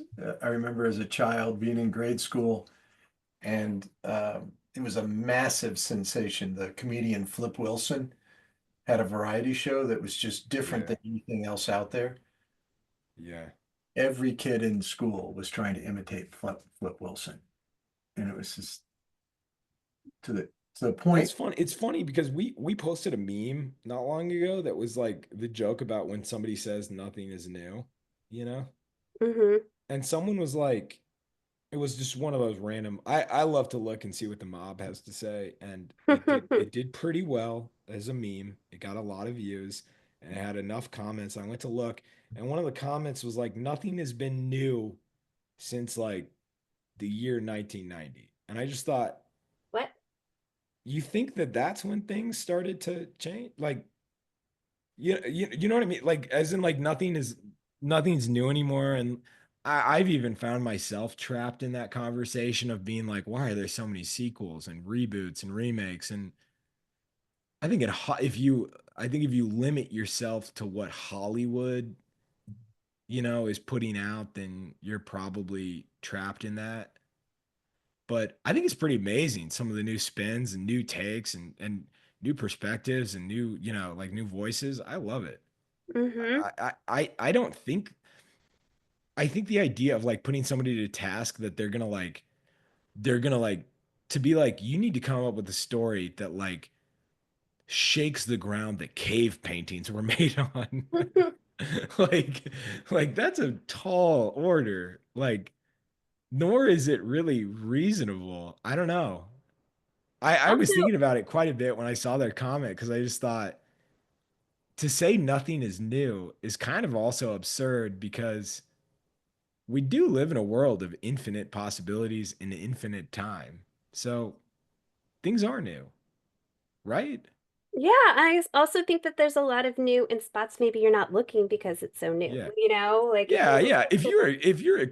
if your only focus is on the Marvel universe, yes, you're gonna see some repetition. Like, you know, and that's I don't know.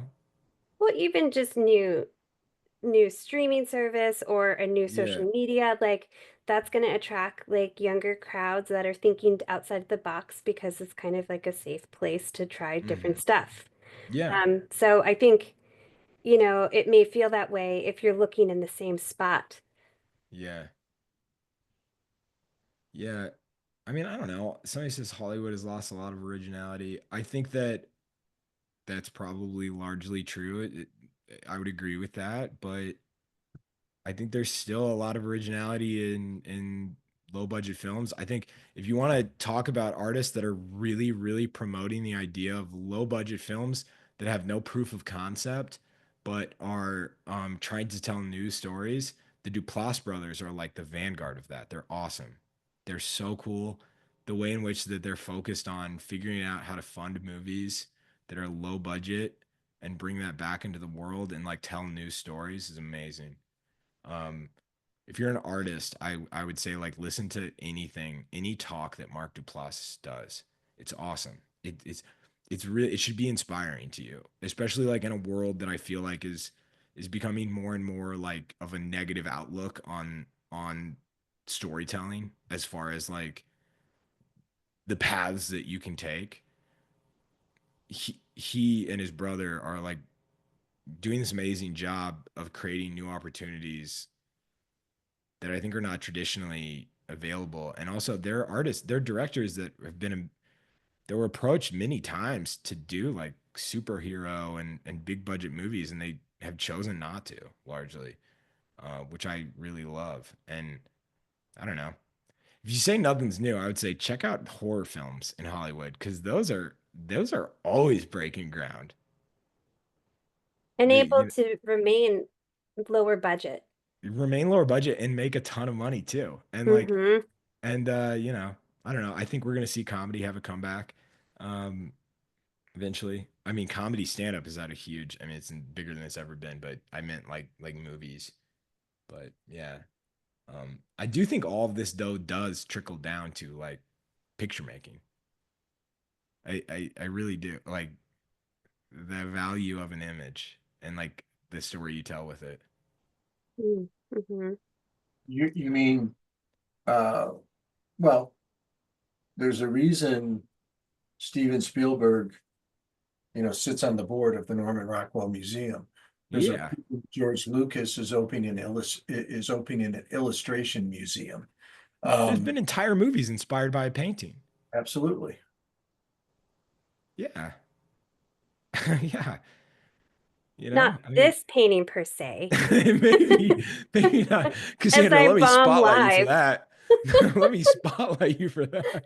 Yeah, this is not me at my best, but That might be, you know what? That might, no, I don't want to. If you were Ray, okay, let's imagine you're Ray. I'd say that might inspire a soap opera or perhaps, no, no, I can't do that to you, Cassandra, because you're too nice. No, you can do it. I can take it. I've told our Yeah, okay. brothers. Like I grew up on smack talking. That's like that's their way Yeah. of saying I love you. Yeah, yeah. We But were, yeah, no, it's okay. I think it's healthy to like accept that not every painting is a win, and this was good practice for me tonight. I'll take it. But this is not this is not me at my best. This looks nothing like Danny McBride. I'm not quite sure I even think if it this is him. does. I Really? see it. Really? I don't see it. I didn't get it. Well, Not it's today. it's contagious tonight. Man. I'm doing the same thing. I can't, I can't, I can't focus. I can't see well enough to get what I want to get done. John, you had like 20 meetings today, so everybody, we got 5 minutes left in this pose, and then I'm gonna tell you to start posting your work. 5 minutes to survive watching Yeah, me paint Cassandra this. and I are both like, thank God. And I'm sorry, and come back another week where I will like better knock this out of the park. This Okay, in the remaining 5 minutes, I have a hot Rex request? Do you guys have hot Rex this week? If you don't, I have some. You go, and then hopefully it'll help me think of them. Okay. I'll start with two. I have two hot Rex. One, uh, I was messaging on our Discord server about critiques. And it was in response to I had taken photos of some kind of iconic authors that had contributed to the New Yorker and their stories. Many of them like over, close to 100 years old, but like Truman Capote, like some of the most iconic authors that have ever contributed to the New Yorker. And it was the edits they had received, Mm. and just brutal, right? And somebody replied being like, I think Visual Arts Passage does a really good job doing this like sandwich compliment, right? Oh, that's Of my favorite. right. And I was explaining, we were having this dialogue that was very friendly and very constructive, I think, where I was basically saying like, I grew up in sports where like if you got soft approval or silence, it basically meant you were going to get cut, right? And Hmm. so I always thought, oh, if somebody's yelling at me, it meant like I see potential in you, right? And maybe that's not a good thing to Until it hammer. didn't. What's up? Until it doesn't. Until it doesn't. It mention, yeah, again, you're totally right, John. So it can totally backfire. But I've always felt that the people that I've worked with professionally, when they were harsh, especially in the editing world, I was telling Cassandra this not too long ago. I sent an edit to somebody they were like, I don't know what's wrong, but you need to fix it. I sent them a second edit. Their response was, I don't know how it happened, but you made it worse. And Yeah. I thought, what would have been worse is if they had just been like, thanks for trying. Yeah, that would be worse. That would totally be worse. Yeah. And so I thought at least they still got they still got their skin in the game. They're still betting on Haven't me. given up on you if they're They giving haven't given up on feedback. me. They're telling me that they're upset because they want me to fix it, not because they want to part ways with me. Right.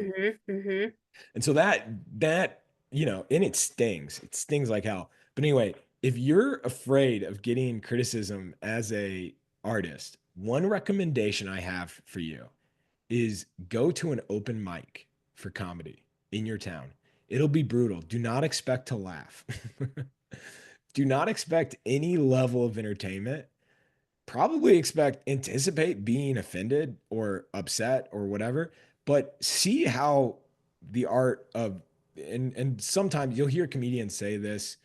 They'll say it's the truest form of art in that they go up and they say something that they're hoping to get a laugh for. They get immediate feedback. The Hmm. comedians that succeed doing this, they're and I've talked with a lot of comedians after they bomb. There's no debating whether or not the critique is legitimate by the audience. It's like that did not work. Hmm. Like there's no debating it. It's just you can't they didn't come along with you. You didn't get the audience to go with it. Um you can tell you're at amateur hour when they start to say like, "Oh, the audience is terrible," whatever. But if they blame the audience. Yeah, blaming the audience is pretty amateur hour. Most open mics is a crowd of comedians watching, so you got that problem. So it's an impossible crowd. I would never recommend don't take a date. don't don't go there for anything else other than to learn about like see how some of these people take criticism in real time. It's so impressive. It's and when it's not impressive, it's brutal. It's really bad. But anyway, just know that you're that I think that's the most painful version of criticism that you could ever see. And I recommend it. I really do. I've seen it a lot. I've gone to open mics as a favor for friends, and you should never go to an open mic anticipating a good time. It's not. It's not a good time. It's not a good time at all. Yeah. But anyway, that's my wreck of the week. All right, I got one more. Yeah, bring it. um, I am addicted to my phone.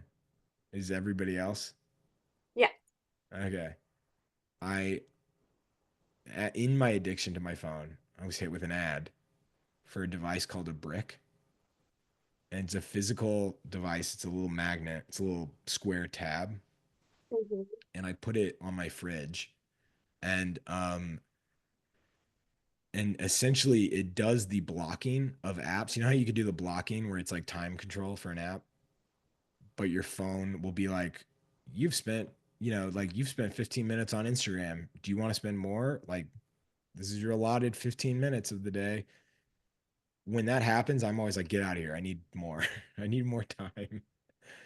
And the brick thing basically, what happens is when that 15 minutes is up, it's just like it's gone. And to unlock it, you physically have to go to the brick in your house and like scan your phone over it. Huh.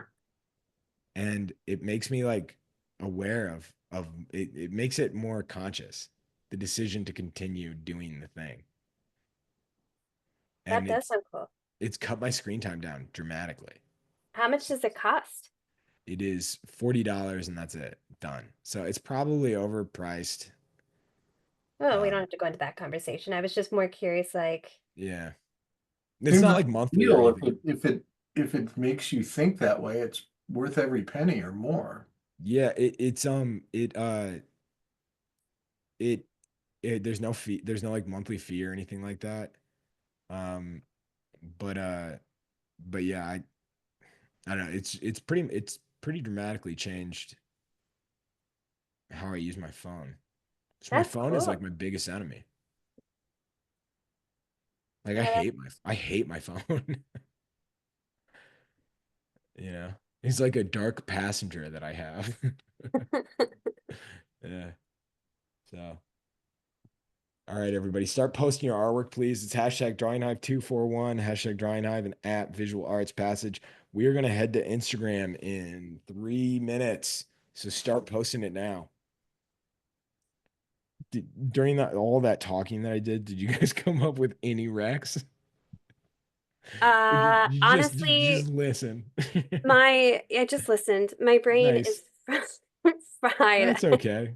Yeah, it's We no already gave problem. you one tonight, Timmy. The new James Gurney book. Oh Oh, yeah, I I brought thought that I up. brought that up. No, I brought it up. I did It's bring that up. Cassandra. Nice. Nice. Uh, you know what? I even have done like a ton of research. I think my brain just has flatlined. Really? Yeah, just coming off of like a solo show and a group show opening in the same week. And I also ran a half marathon on Saturday. So I'm Oh just, my God, that's amazing. Congrats. yeah. So like, not fast. I'm not fast. I'm a turtle as turtle can be. But I think, yeah, now towards the end of this week, my brain's like, no more. Kind of with you, but I'm almost getting this guy together. Yeah, no, yours is beautiful. You did. It looks, man, it's such an angle. It looks so distorted on screen. It looks great on screen, John. Yeah, I it understand looks how it might really not good. look the same way though, but Huh. it looks nice. It looks awesome. Yeah.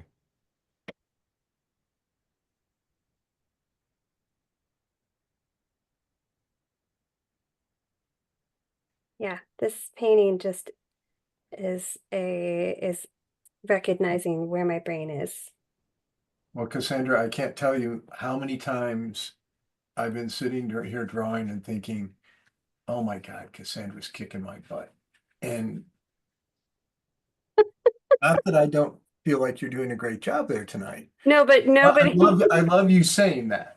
Yeah, it's okay. I am able to fully accept that this is not my best here in Drawing Hive tonight, and I think yours looks very good. You've done great. You're not having the same issues I am tonight. I will say this. I disagree with you, Cassandra. I think it's fantastic, but I Yeah, I think it's think it's cool. awesome. I think it's awesome for people to see an artist feel that way. Yeah. Yeah, and I think it's also okay to acknowledge that like there's some nights where I'm really proud of the piece that I managed to pull off, Yeah. and this is not one of those.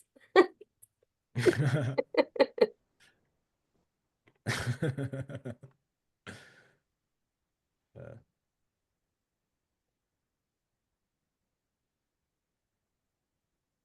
Somebody just said, what's the tag tonight at 7:55?" I'm going to Instagram like in a 30 seconds. Um, nice. I just had to count fingers. I suddenly was like, did I do the right amount?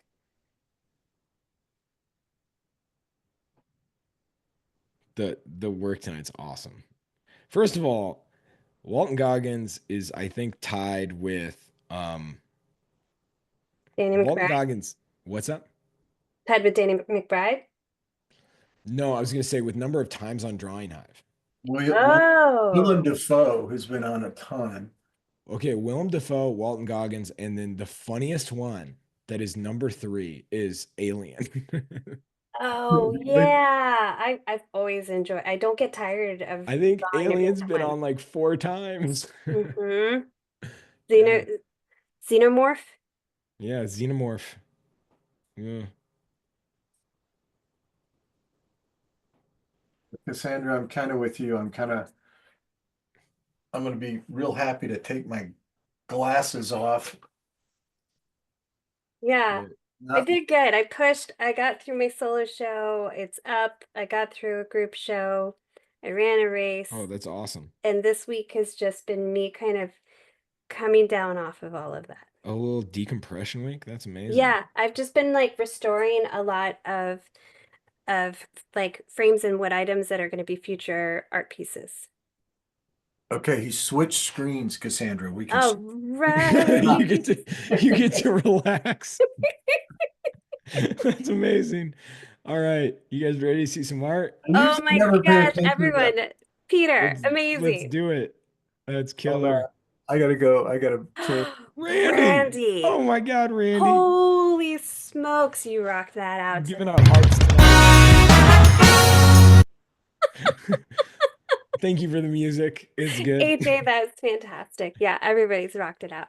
Oh, that's great. Really That's nice, Xander. Xander. That's awesome, Xander. Johnny, Really nice, that's John. amazing, Johnny. Nice. Oh, God Julian. dang. Fantastic. Yeah. See, everybody. Cool. Wonderful. New person, new follow. Nice. Wonderful job. Oh, I love that. That's Great amazing. gestures on that. So emo. I love it. Wonderful. Ooh, Cool. that's cool. I love how you Good job. Oh, that's really cool. yeah. Love it. That group scene was incredible. Oh, that's It cool. was, wasn't it? Yeah. Nice. Really nice. Dang, Gary. I think Danny McBride might win tonight. Yeah, I'm not. I Oh don't know. Maybe no, Walton look at Goggins. that. I think it's Walton Goggins. Yeah. Walton Goggins fever. Really nice, Karen. Nice, Karen. Oh, that's lovely. That's That's funny. I amazing, told my dude. sister I was drawing Walton Goggins again, or we were potentially going to draw Walton Goggins again, and she goes, "Oh man, how can you stand the teeth and Yeah. to draw to draw those teeth?" And I was like, "Those aren't real." And then Yeah.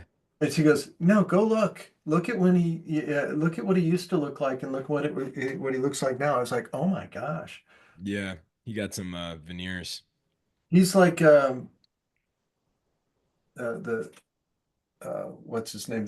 The character from Everybody Loves Mary, Choppers." Oh, yeah. Oh my gosh. Oh, Julian. wow. Julian, that's so That's a cool. killer. Julian, fantastic. Love what you did there. Oh my Julian, God, go back to Robert. drawing. Lovely, Robert. I look Just forward to work on your Roberts every drawings some week. more, Julian. Look Julian. forward to Roberts every week. It's awesome. Really good. Really nice. Oh my God. Wow. Nice stuff. So fun. Great job. Oh, killer. That's so cool. Oh, Oh my God. wow. That's killer. That is so good. That's amazing. So good. Oh, awesome. Yeah. That's great too. Fantastic. Damn. Really great. I love that. Nice, Jeff. Love that one, Jeff. Yeah, you went digital tonight. We got to show the Ooh. Jeff. We're overdue. Wow. It's been a hell of a week. We got to share the Jeff archive with everybody soon. Jeff, I know we owe you a message. Valerie, fantastic. It's in the Discord channel. Yeah, I know. We're gonna have to make a special segment for that, I think. I Mhm. agree. It's pretty awesome. Yeah. I missed it. I need to go find it. Yeah. Ooh, I love how you handled that. I'm done with whoever this guy is, Adam. Really good. Nice stuff. Upgraded it a bit. Love it. Jeff, back at it. Fantastic. Working on the Which one? 2025 already. I always love seeing what he chooses, like the patch of that Yeah. cape. It's so fun. Oh, Oh my gosh. wow. That's great. So good. So good. Really nice. That is That's amazing, awesome. Felicity. I love it. Felicity. So good. Now she's got all my materials. Oh, what? Look at that. That's awesome. Great piece. Nice stuff. That's good. That is so fun. Oh man, love it.